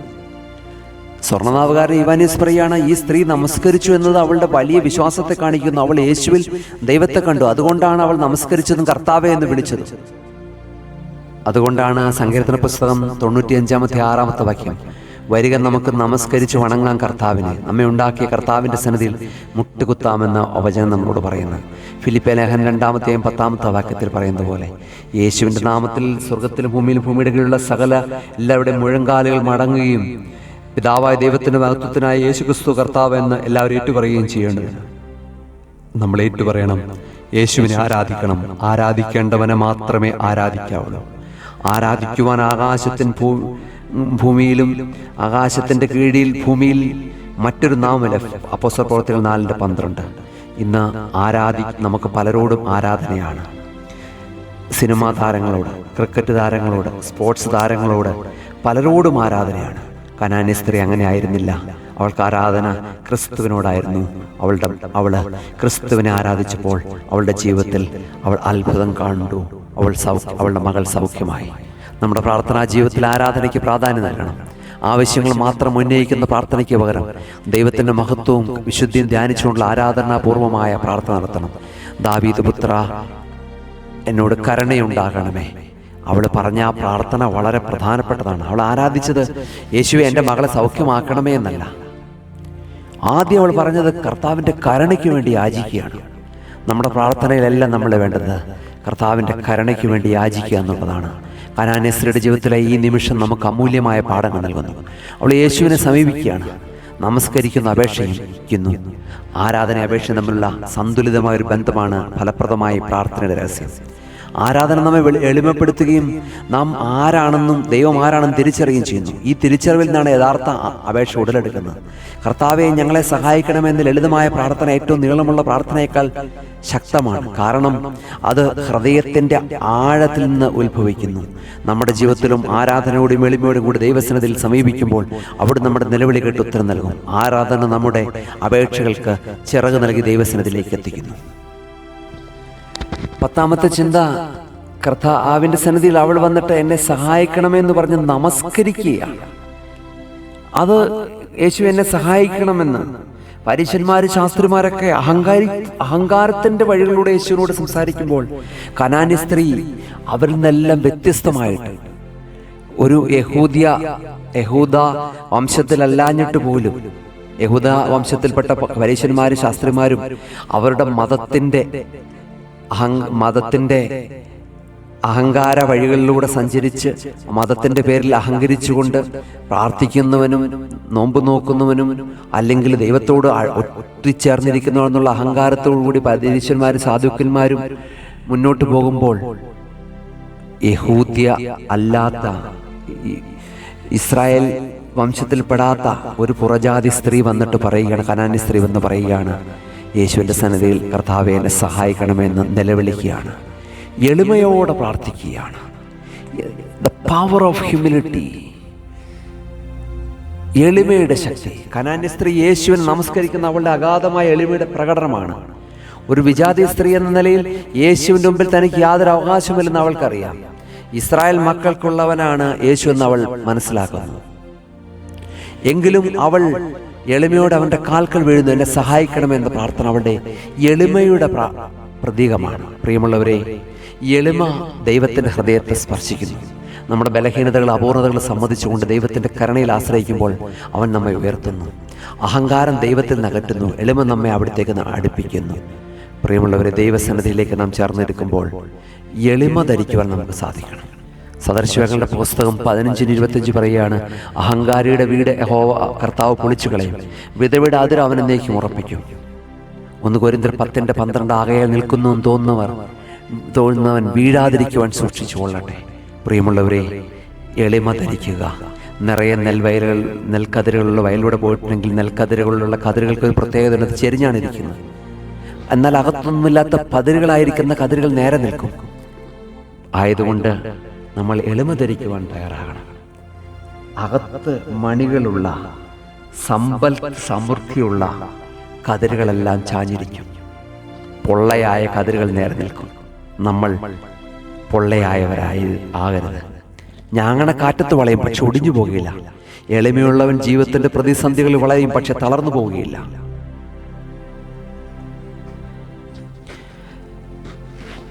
വിശുദ്ധനായ ഗ്രിഗോറിയോസ്, നാൻസിയാൻസിലെ ഗ്രിഗോറിയോസ്, 5-ാം ദൂതനിൽ പേരോർക്കുന്ന പിതാവ്, അദ്ദേഹം പറയുന്നത് ഇങ്ങനെയാണ്. ആ വിശുദ്ധ പിതാവ് പറയുന്നത് ഇങ്ങനെയാണ്: ദൈവത്തോട് അടുക്കാനുള്ള ഏറ്റവും വലിയ ഏകമാർഗം എളിമയാണ്. നാം എത്രമാത്രം താഴ്ന്നുവോ അത്രമാത്രം ദൈവം നമ്മെ ഉയർത്തും. എളിമയാണ് സദ്ഗുണങ്ങളുടെ അടിസ്ഥാനം. ഒരു കെട്ടിടം പണിയണമെന്നുണ്ടെങ്കിൽ അടിസ്ഥാനം ആഴത്തിലാകണം. അതുപോലെ ആത്മീയ ജീവിതം പണിയണമെങ്കിൽ എളിമ ആഴത്തിലുണ്ടാകണം.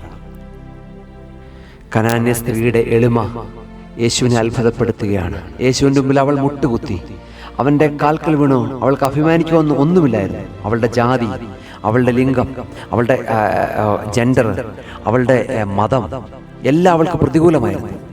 എന്നാൽ അവൾക്ക് ഒന്നുണ്ടായിരുന്നു. അവളുടെ ആ കാലഘട്ടങ്ങളിൽ ഒരു സ്ത്രീ, പ്രത്യേകിച്ച് പുറജാതി കനാന്യ സ്ത്രീ ഒരു യഹൂദ പുരുഷൻ്റെ അടുത്ത് വരിക എന്ന് പറയുന്നത് വളരെ തെറ്റായ ഒരു കാര്യമായിരുന്നു. ആ സമൂഹം അങ്ങനെയായിരുന്നു വില കൽപ്പിച്ചിരുന്നത്.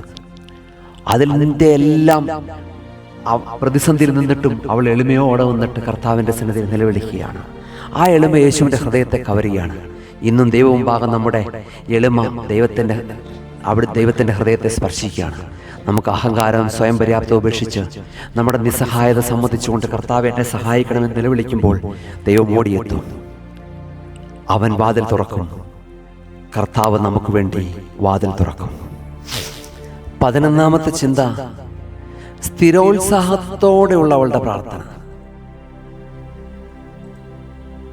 സ്ഥിരോത്സാഹത്തോടെയുള്ള പ്രാർത്ഥന. കനാന്യ സ്ത്രീ യേശുവിൻ്റെ അടുക്കൽ നിലവിളിച്ചപ്പോൾ അവൻ മൗനം പാലിച്ചു. 2ാം തവണ ശിഷ്യന്മാർ ഇടപെട്ടു, അവളെ പറഞ്ഞയക്കാൻ ആവശ്യപ്പെട്ടു. 3ാം തവണ യേശു തൻ്റെ ദൗത്യത്തെക്കുറിച്ച് വ്യക്തമാക്കി. എന്നാൽ ആ സ്ത്രീ പിന്മാറുന്നില്ല. അവൾ വീണ്ടും യേശുവിൻ്റെ അടുക്കൽ വരുന്നു.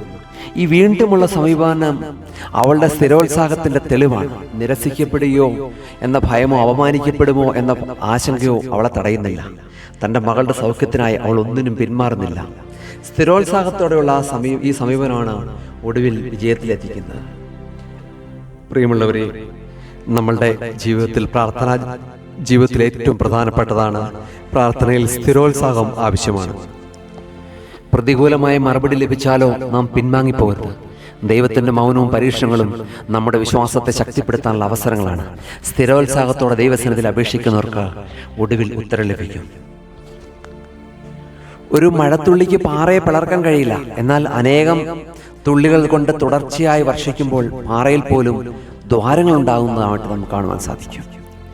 പ്രിയമുള്ളവരെ, നമുക്ക് ദൈവസന്നിധിയിൽ ആ മഴത്തുള്ളി പോലെ പാറയുള്ള ഹൃദയങ്ങളെ തകർക്കാൻ മഴത്തുള്ളിക്ക് സാധിക്കുമെങ്കിൽ നമ്മുടെ പ്രാർത്ഥനകൾ കർത്താവിൻ്റെ ഹൃദയത്തെ തുറക്കുവാൻ സാധിക്കും. ഒരു ചിലന്തി തൻ്റെ വല നെയ്യുമ്പോൾ അത് പലതവണ കീറിപ്പോകും. എന്നാൽ അത് വീണ്ടും നെയ്യും. അതിന് ക്ഷമയും സ്ഥിരോത്സാഹവും അതിനെ വിജയിപ്പിക്കുകയാണ്. സ്വർണ്ണനാവുകാരനായ ഇവാനിയോസ് അതുകൊണ്ടാണ് പറയുന്നത്, ഈ സ്ത്രീ നിരസിക്കപ്പെട്ടിട്ട് പിന്മാറിയില്ല, അവൾ വീണ്ടും വന്നു. അവളുടെ സ്ഥിരോത്സാഹമാണ് അവളുടെ വിശ്വാസത്തിൻ്റെ ഏറ്റവും വലിയ തെളിവ്. നാമും പ്രാർത്ഥനയിൽ സ്ഥിരോത്സാഹം കാണിക്കണം. ദൈവം തൻ്റെ മൗനം കൊണ്ട് നമ്മെ പരീക്ഷിക്കുകയാണ്. അവൻ മൗനം പാലിക്കുമ്പോൾ നാം കൂടുതൽ ഉറക്കം നിലവിളിക്കണം. കനാന്യ സ്ത്രീ അതാണ് ചെയ്തത്. എഫേസ്യ ലേഖനം 6:18 പറയുന്നത്, പ്രാർത്ഥനയോട് അപേക്ഷയോടും കൂടി എല്ലാ സമയത്തും ആത്മാവിൽ പ്രാർത്ഥിച്ചുകൊണ്ട് സകല സ്ഥിരതയോടും കൂടി ഉണർന്നിരിക്കുവാൻ പറയുകയാണ്. നമ്മുടെ പ്രാർത്ഥനാ ജീവിതത്തിൽ സ്ഥിരോത്സാഹം വളർത്തിയെടുക്കണം. ഒരിക്കലും നമ്മൾ പ്രാർത്ഥിച്ചിട്ട് ഉത്തരം കിട്ടിയില്ലെങ്കിൽ നിർത്താതെ പ്രാർത്ഥിക്കുക എന്നുള്ളത് ഏറ്റവും പ്രധാനപ്പെട്ട ഒരു കാര്യമാണ്. 12ാമത്തെ ചിന്ത, അവൾ യേശുവിൻ്റെ മുമ്പിൽ നമസ്കരിച്ചു. നമസ്കാരത്തിൻ്റെ അർത്ഥം ദ മീനിങ് ഓഫ് പ്രോസ്ട്രേഷൻ. കിഴക്കൻ പാരമ്പര്യത്തിൽ അല്ലെങ്കിൽ സെമിറ്റിക് ട്രഡീഷനിൽ നമസ്കാരം, പ്രോസ്ട്രേഷൻ എന്നത് ആഴമായ അർത്ഥമുള്ളൊരു ആംഗ്യമാണ്. അത് പൂർണ്ണമായ കീഴ്പ്പെടലിൻ്റെയും ബഹുമാനത്തിൻ്റെയും ആരാധനയുടെയും അടയാളമാണ്. ഒരു സ്ത്രീ മറ്റൊരാളുടെ മുമ്പിൽ സാഷ്ടാംഗം വീണുമ്പോൾ തൻ്റെ സ്വയം രക്ഷാശേഷി താൻ ഉപേക്ഷിക്കുകയും മറ്റേ ആളുടെ കരുണയിൽ പൂർണ്ണമായി ആശ്രയിക്കുകയും ചെയ്യുന്നു എന്നതാണ് എൻ്റെ അർത്ഥം. പ്രിയമുള്ളവരെ, നമുക്കൊരു വേദന വരുമ്പോൾ, നമുക്കൊരു പ്രയാസം വരുമ്പോൾ, നമുക്കൊരു ദുഃഖം വരുമ്പോൾ, നമുക്കൊരു പ്രധാനമായിട്ടൊരു പ്രതിസന്ധി വരുമ്പോൾ നമ്മൾ നമ്മുടെ കഴിവുകളെല്ലാം എടുത്ത് ഉപയോഗിക്കും. ഉദാഹരണത്തിന് നമുക്കൊരു ചെറിയ തലവേദന വരുമ്പോൾ നമ്മളൊരു ഒരു മെഡിക്കൽ സ്റ്റോറിൽ പോയി ഒരു പാരസെറ്റാമോൾ വാങ്ങിച്ച് കഴിക്കും. ഇല്ല എന്നുണ്ടെങ്കിൽ നമ്മൾ പിന്നെ ഡോക്ടറെ കാണാൻ പോകും. ഡോക്ടർ പറയുകയാണ് തലവേദന ആ മരുന്ന് തന്നിട്ട് കുറഞ്ഞില്ലെങ്കിൽ ഏതെങ്കിലും ഒരു ആശുപത്രിയിൽ പോകും. അവിടെയും കഴിഞ്ഞിട്ട് കുറഞ്ഞില്ലെങ്കിൽ സൂപ്പർ സ്പെഷ്യാലിറ്റി ആശുപത്രിയിൽ പോകും. അവിടെ ചെന്നിട്ട് കുറഞ്ഞില്ല എങ്കിൽ ഏതെങ്കിലും ദൂരെയുള്ള ഏതെങ്കിലും വലിയ നഗരത്തിലെ അതിലും വലിയ സൂപ്പർ സ്പെഷ്യാലിറ്റി ആശുപത്രിയിലേക്ക് പോകും. അവിടെ ചെന്നിട്ട് അവിടെ ഡോക്ടർ പറയുകയാണ് അത് കുറയില്ല എന്ന് പറഞ്ഞാൽ നമ്മൾ അവസാനം ദൈവസന്നിധിയിൽ കണ്ണുനീരോടെ പ്രാർത്ഥിക്കും. ആദ്യത്തെ ചെറിയ തലവേദന വന്നപ്പോൾ നമ്മൾ ആരും ദൈവത്തെ വിളിക്കുന്നില്ല. ഇതാണ് ഈ കാലഘട്ടത്തിൻ്റെ ഏറ്റവും വലിയ പ്രതിസന്ധി എന്ന് പറയുന്നത്. ദൈവസന്നിധിയിലേക്ക് ചേർന്ന് നിൽക്കുമ്പോൾ പൂർണ്ണമായി വിധേയപ്പെടുവാനായിട്ട്, കർത്താവിൽ പൂർണ്ണമായി കീഴ്പ്പെടാനായിട്ട് നമുക്ക് സാധിക്കുന്നില്ല. നമ്മുടെ ബുദ്ധി, നമ്മുടെ കഴിവ്, ഇതെല്ലാം അതിൽ മുഴുവൻ ആശ്രയിക്കുന്ന ഒരവസ്ഥയാണ്. ഒരു കാരണവശാലും അങ്ങനെ ആയിരിക്കരുത്. നമ്മൾ ദൈവസന്നിധിയിൽ പരിപൂർണമായിട്ട് വിധേയപ്പെടുക എന്നുള്ളത് ഏറ്റവും പ്രധാനപ്പെട്ട ഒരു കാര്യമാണ്. വിശുദ്ധനായ അപ്രയം പറയുകയാണ്, നമസ്കാരം എന്ന ശരീരത്തിൻ്റെ ഭാഷയിലുള്ള പ്രാർത്ഥനയാണ്. നാം മുട്ടുകുത്തുമ്പോൾ നമ്മുടെ അഹങ്കാരത്തെ താഴ്ത്തുകയും ദൈവത്തിൻ്റെ മഹത്വത്തെ ഉയർത്തുകയും ചെയ്യും. ഈ സ്ത്രീയുടെ നമസ്കാരം അവളുടെ ഹൃദയത്തിൻ്റെ നിലവിളിയായിരുന്നു. അവൾ വാക്കുകൊണ്ട് മാത്രമല്ല, തൻ്റെ ശരീരം മുഴുവനും കൊണ്ട് പ്രാർത്ഥിക്കുന്നതായിട്ട് കാണുവാൻ സാധിക്കും.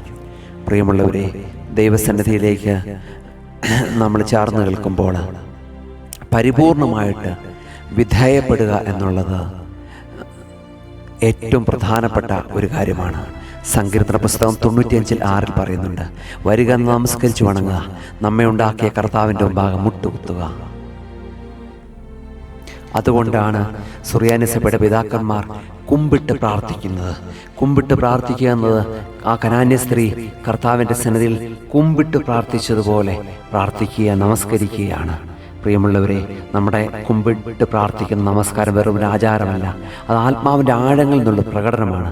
കനാന്യ സ്ത്രീ യേശുവിൻ്റെ മുമ്പിൽ നമസ്കരിച്ചപ്പോൾ അവൾ തൻ്റെ പൂർണ്ണമായ നിസ്സഹായതയും യേശുവിൻ്റെ സർവ്വശക്തിയും തിരിച്ചറിയുകയായിരുന്നു. ഞാനൊന്നുമല്ല, എല്ലാം ദൈവത്തിൻ്റെ ദാനമാണെന്നുള്ള തിരിച്ചറിവാണ് ആ നമസ്കാരം.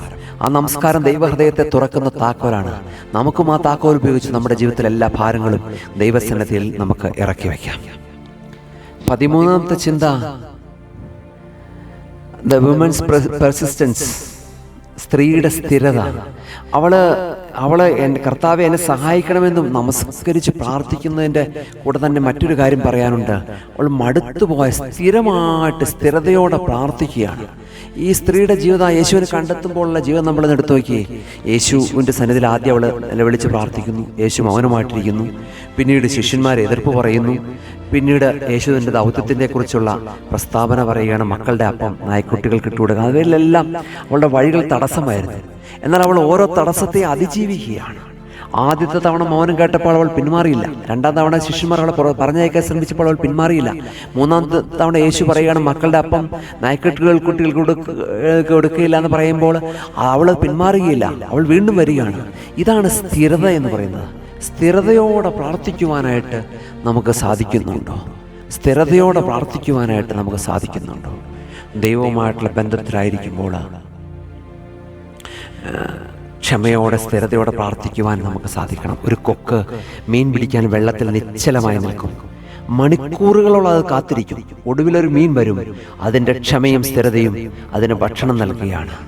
പ്രിയമുള്ളവരെ, ദൈവസന്നിധിയിലേക്ക് ചേർന്ന് നിൽക്കുമ്പോൾ ആദ്യകാലത്തെ സഭയുടെ പണ്ഡിതനായിരിക്കുന്ന ഒറിഗൻ പറയുകയാണ്, ഈ സ്ത്രീയുടെ സ്ഥിരത നമുക്കൊരു പാഠമാണ്.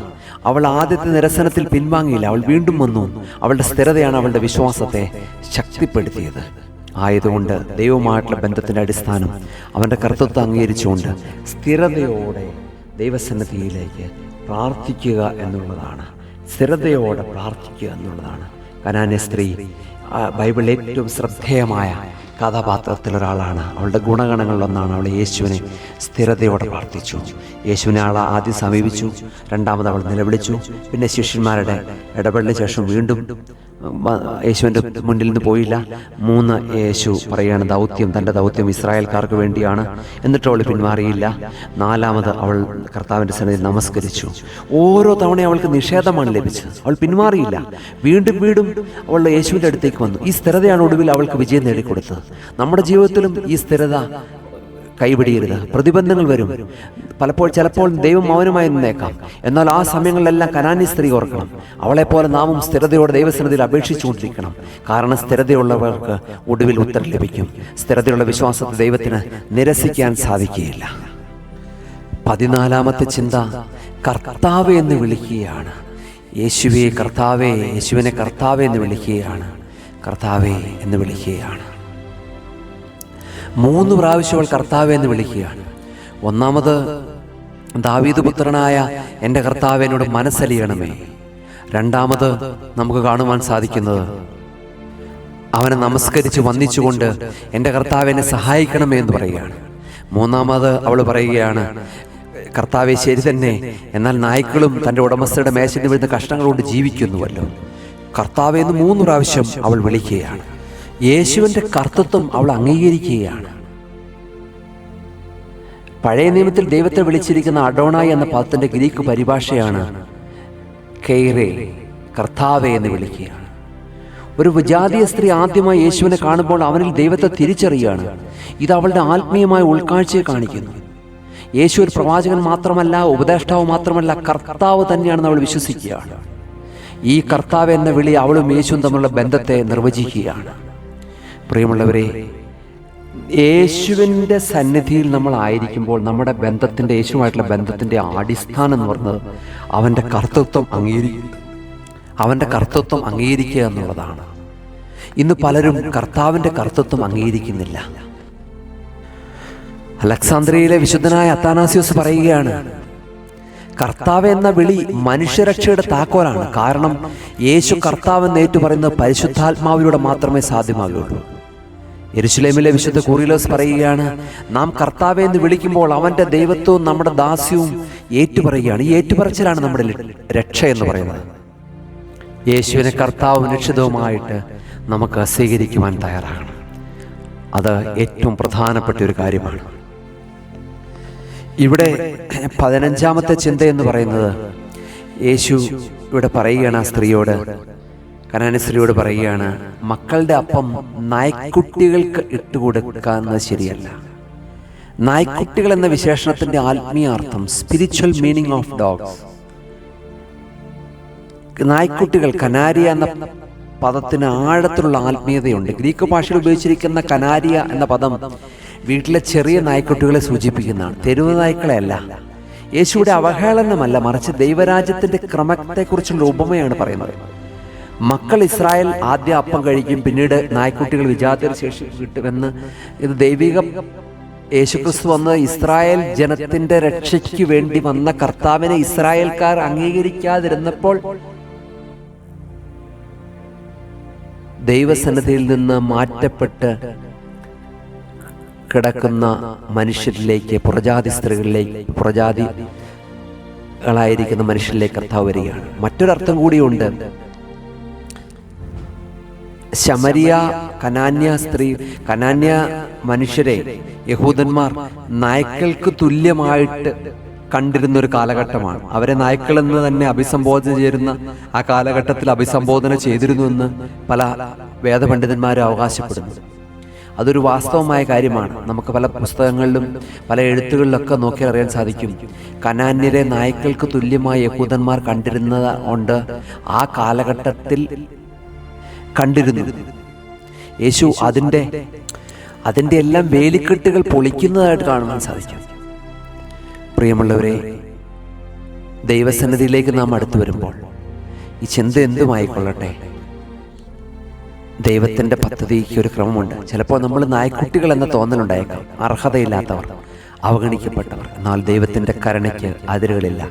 നമ്മുടെ എളിമയും അർഹതയില്ലായ്മയും സമ്മതിക്കുമ്പോഴാണ് നാം അവിടുത്തെ കരുണയ്ക്ക് പാത്രമാകുന്നത്. നായ്ക്കുട്ടി എന്ന വിളി അവൾക്ക് വിഷമമുണ്ടായെങ്കിൽ അവൾ അതിനെ കുറിച്ചൊന്നും പറയുന്നില്ല വേദപുസ്തകത്തിൽ. പക്ഷേ അവൾ ആ നായ്ക്കുട്ടി എന്ന വാക്കിനെ എന്നോട് ചേർന്നിരുന്ന് കർത്താവിൻ്റെ സന്നിധിയിൽ അവൾ വീണ്ടും അപേക്ഷിക്കുകയാണ്. മേശയിൽ നിന്ന് വീഴുന്ന നുറുക്കുകൾ കൊണ്ട് നായ്ക്കുട്ടികൾ ഭക്ഷിക്കുന്നുവല്ലോ.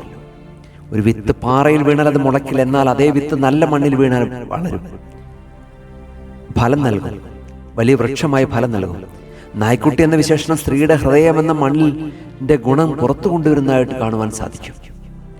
കയ്പുള്ള മരുന്ന് രോഗിയെ സുഖപ്പെടുത്തുന്നു. നായ്ക്കുട്ടി എന്ന കയ്പുള്ള വാക്ക് ആ സ്ത്രീയുടെ ആത്മീയമായ രോഗത്തെ സൗഖ്യമാക്കുന്ന കാണുവാൻ സാധിക്കും. വിശുദ്ധനായ സ്വർണ്ണനാവുകാരൻ ഇവാനിയോസ് പറയുകയാണ്, യേശു നായ്ക്കുട്ടി എന്ന് പറഞ്ഞാൽ അവളെ അപമാനിക്കാനല്ല, മറിച്ച് അവളുടെ വിശ്വാസത്തെ കൂടുതൽ പ്രകടമാക്കാനാണ്. അവൻ അവൾക്കൊരു ന്യായം പറഞ്ഞു കൊടുത്തു, അവളത് സ്വീകരിച്ച് ജയിച്ചു. ഒറിഗൻ പറയുകയാണ്, നായ്ക്കുട്ടികൾ എന്ന പ്രയോഗം വിജാതീയരെ കുറിക്കുന്നു. എന്നാൽ ഈ സ്ത്രീ തൻ്റെ വിശ്വാസത്തിലാൽ മകൾ എന്ന പദവിയിലേക്ക് ഉയർത്തപ്പെടുകയാണ്. കനാന്യരെ ഒറിഗൻ പോലെയുള്ള ആദിമ എഴുത്തുകാർ പറയുന്നത്, സഭാപിതാക്കന്മാരൊക്കെ പറയുന്ന വിജാതീയരെ കുറിക്കുവാനായിട്ട് നായ്ക്കുട്ടികൾ എന്ന പദം യഹൂദന്മാർ ഉപയോഗിച്ചു. എന്നാൽ മേശയിൽ നിന്ന് വീഴുന്ന അപ്പനുറുക്കുകൾ കൊണ്ട് നായ്ക്കുട്ടികൾ ജീവിക്കുന്നുവല്ലോ എന്ന് പറഞ്ഞ് അവൾ കർത്താവിനോട് മറുപടി പറയുമ്പോൾ കർത്താവ് അവളുടെ വിശ്വാസത്തെ കണ്ട് അവൾക്കുടെ മകൾക്ക് സൗഖ്യം കൊടുക്കുമ്പോൾ നായ്ക്കുട്ടി എന്ന പദവിയിൽ നിന്ന് മകൾ എന്ന പദവിയിലേക്ക് കനാന്യ സ്ത്രീ മാറ്റപ്പെടുകയാണ്. നായ്ക്കുട്ടി എന്ന വാക്ക് ആദ്യം കേൾക്കുമ്പോൾ കഠിനമായി തോന്നിയേക്കാം. യേശു ഈ വാക്ക് ഉപയോഗിച്ച് സ്ത്രീയെ തളർത്താനായിരുന്നില്ല, മറിച്ച് അവളുടെ വിശ്വാസത്തിൻ്റെ ആഴം വെളിപ്പെടുത്താനായിരുന്നു. ഈ വാക്ക് അവളുടെ ഹൃദയത്തിൻ്റെ എളിമയും വിശ്വാസത്തെയും പുറത്തു കൊണ്ടുവന്നു. അതേ കർത്താവേ, ഞാനൊരു നായ്ക്കുട്ടി തന്നെ, എങ്കിലും നായ്ക്കുട്ടികൾ യജമാനന്റെ മേശയിൽ നിന്ന് വീഴുന്ന നുറുക്കുകൾ ജീവിക്കുന്നുവല്ലോ എന്ന അവളുടെ മറുപടി ബൈബിളിലെ ഏറ്റവും മഹത്വമായ വിശ്വാസ പ്രഖ്യാപനങ്ങളിലൊന്നാണ്. നമ്മുടെ ജീവിതത്തിലും നാം നായ്ക്കുട്ടി എന്ന് വിളിക്കപ്പെടുന്ന അനുഭവങ്ങൾ ഉണ്ടായേക്കാം. നമ്മളുടെ ബന്ധുക്കളുടെ മുമ്പിൽ, നമ്മൾ ജോലി ചെയ്യുന്ന സ്ഥലത്ത്, നമ്മളുടെ ദേവാലയത്തിൽ, നമ്മളുടെ പഠിക്കുന്ന സ്ഥലത്ത്, നമ്മളുടെ പ്രവർത്തന മേഖലയിൽ നമ്മളൊരു പക്ഷേ ഒരു നായ്ക്കുട്ടിക്ക് തുല്യമായിരിക്കാം. നമ്മളുടെ മാതാപിതാക്കളുടെ ഇടയിൽ നമ്മളൊരു നായ്ക്കുട്ടികൾക്ക് തുല്യമായിരിക്കാം. നമ്മൾക്ക് മക്കളുടെ സ്ഥാനം കിട്ടുന്നില്ലായിരിക്കാം. എന്നാൽ നാം പിന്മാറുകയോ കോപിക്കുകയോ ചെയ്യാതെ ഈ അനുഭവത്തെ നമ്മുടെ വിശ്വാസം പ്രകടമാക്കാനുള്ള അവസരമായി ഉപയോഗിച്ചാൽ കർത്താവ് ആ കനാന്യ സ്ത്രീയുടെ മകളെ സൗഖ്യമാക്കിയതുപോലെ ആർക്കും വേണ്ടാത്ത നായ്ക്കുട്ടിയായ നമ്മെ കർത്താവ് എടുത്ത് ഉപയോഗിക്കും. അവൻ നമ്മെ കൈപിടിച്ചെടുത്തു. കാരണം നമ്മുടെ എളിമയും വിശ്വാസവും കണ്ടറിയാൻ ദൈവം നമ്മെ മക്കളെന്ന പദവിയിലേക്ക് ഉയർത്താൻ 2000 വർഷങ്ങൾക്ക് മുമ്പ് കാൽവരിയിൽ നമുക്ക് വേണ്ടി യാഗമായി നമുക്ക് വേണ്ടി ജീവൻ വെച്ചവനാണ്, ജീവൻ ബലിയർപ്പിച്ചവനാണ് നമ്മുടെ കർത്താവ്. 16ാമത്തെ ചിന്ത, യേശുക്രിസ്തു മറ്റൊരു പരീക്ഷണ ഘട്ടങ്ങളിലൂടെ ഈ സ്ത്രീയെ കൊണ്ടുപോവുകയാണ്. യേശു പറയണേ, അപ്പമെടുത്ത് നായ്ക്കുട്ടികൾക്ക് ഇട്ടുകൊടുക്കുന്നത് ശരിയല്ല എന്ന് പറയുമ്പോൾ കനാന്യ സ്ത്രീയുടെ വിശ്വാസത്തിന്റെ പരീക്ഷണത്തിന്റെ 4ാം ഘട്ടമാണത്. 4 ഘട്ടത്തിലെ പരീക്ഷണം ഏറ്റുവാങ്ങുകയാണ്. 1ാമത്തെ ഘട്ടം യേശു മൗനമായിരിക്കുന്നു. 2ാമത്തെ ഘട്ടം ശിഷ്യന്മാരുടെ എതിർപ്പ്. 3ാമത്തെ ഘട്ടം യേശുവിന്റെ ദൗത്യത്തെക്കുറിച്ചുള്ള പ്രസ്താവന. ഇപ്പോൾ ഈ കടുത്ത വാക്ക് ഓരോ ഘട്ടവും മുമ്പിലത്തിനേക്കാൾ കഠിനമായിക്കൊണ്ടിരിക്കുമ്പോൾ, എന്നാൽ ഈ സ്ത്രീ ഓരോ ഘട്ടത്തിലും വിജയിക്കുകയാണ്.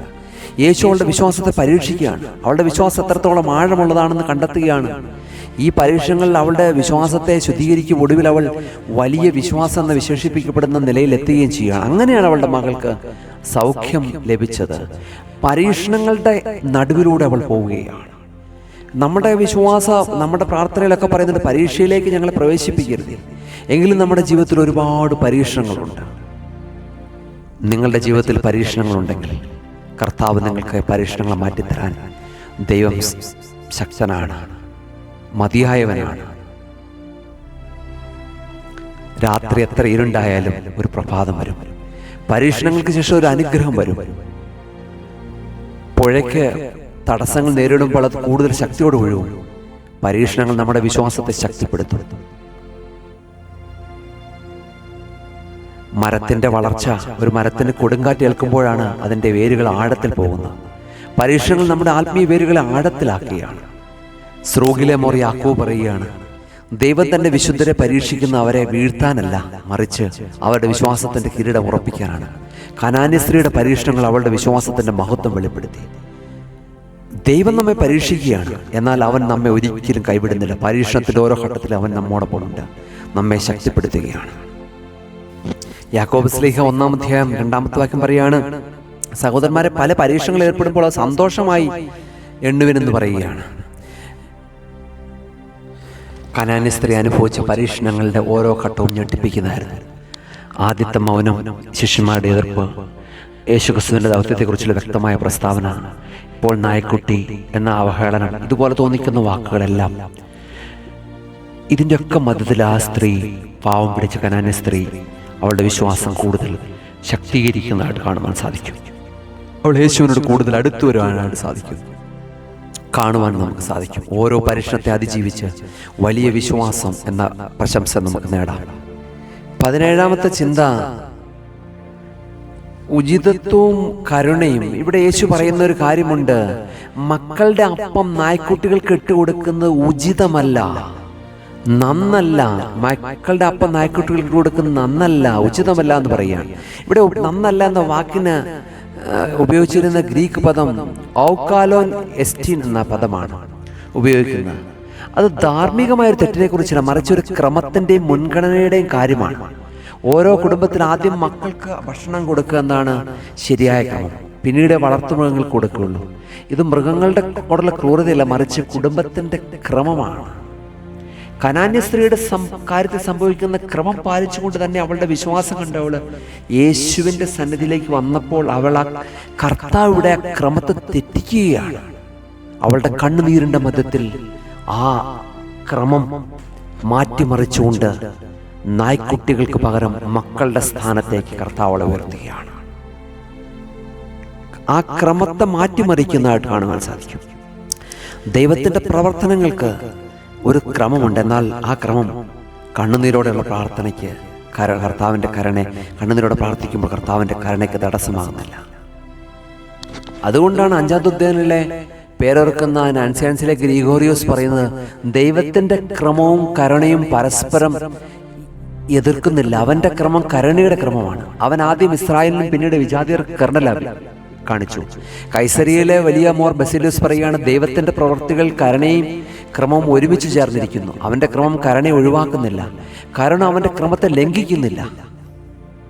നന്നല്ല, ഉചിതമല്ല എന്ന അപ്പം നായ്ക്കുട്ടികൾക്ക് ഇട്ടുകൊടുക്കുന്ന നന്നല്ല എന്ന യേശുവിൻ്റെ വാക്കൊരു തിരസ്കാരമല്ല, മറിച്ച് ദൈവിക ക്രമത്തിൻ്റെ പ്രസ്താവനയാണ്. ദൈവം ക്രമത്തിൻ്റെ ദൈവമാണ്. അവൻ്റെ എല്ലാ പ്രവർത്തികൾക്കും ഒരു ക്രമവും സമയമുണ്ട്. ഇസ്രായേലിനോടുള്ള വാഗ്ദാനങ്ങൾ നിവർത്തിക്കുന്നതിൻ്റെ ഭാഗമായി ആദ്യം അവർക്ക് സുവിശേഷം ലഭിക്കേണ്ടതായിരുന്നു. എന്നാൽ ഈ ക്രമം വിജാതിയരോടുള്ള കരുണയ്ക്ക് തടസ്സമായില്ല.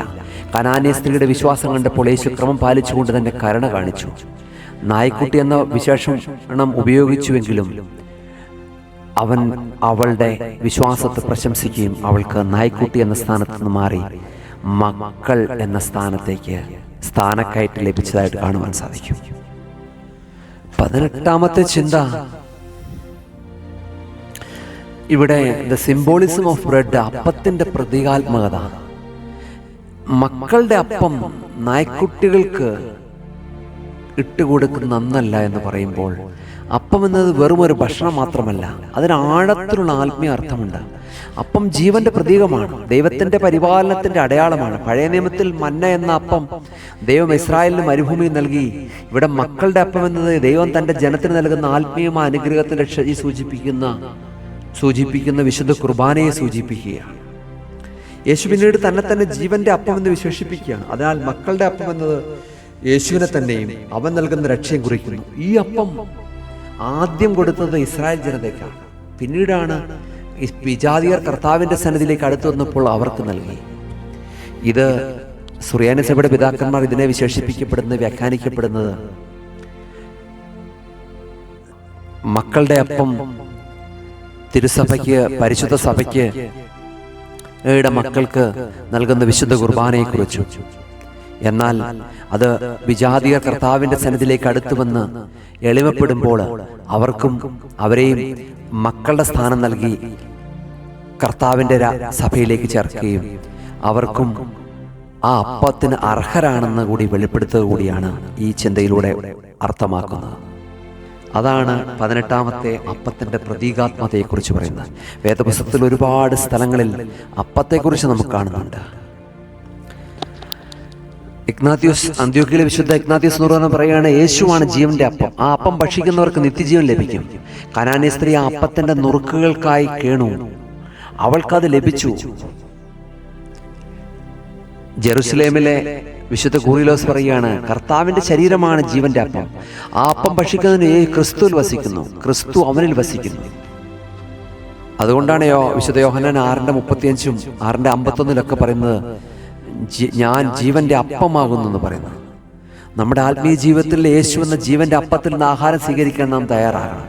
വിശുദ്ധ കുർബാനയിൽ യേശുവിൻ്റെ ശരീരവും രക്തവും സ്വീകരിക്കുമ്പോൾ അതിൻ്റെ ആത്മീയാർത്ഥം മനസ്സിലാക്കി ഭക്തിയോടെ സ്വീകരിക്കണം. ദൈവവചനം എന്ന അപ്പത്തിൽ നിന്ന് ദിവസേന ആത്മീയമായ പോഷണം നേടണം. ഈ അപ്പം നമ്മുടെ ജീവിതത്തിൽ പങ്കിടാനും മറ്റുള്ളവർക്ക് നൽകാനും മറക്കരുത്.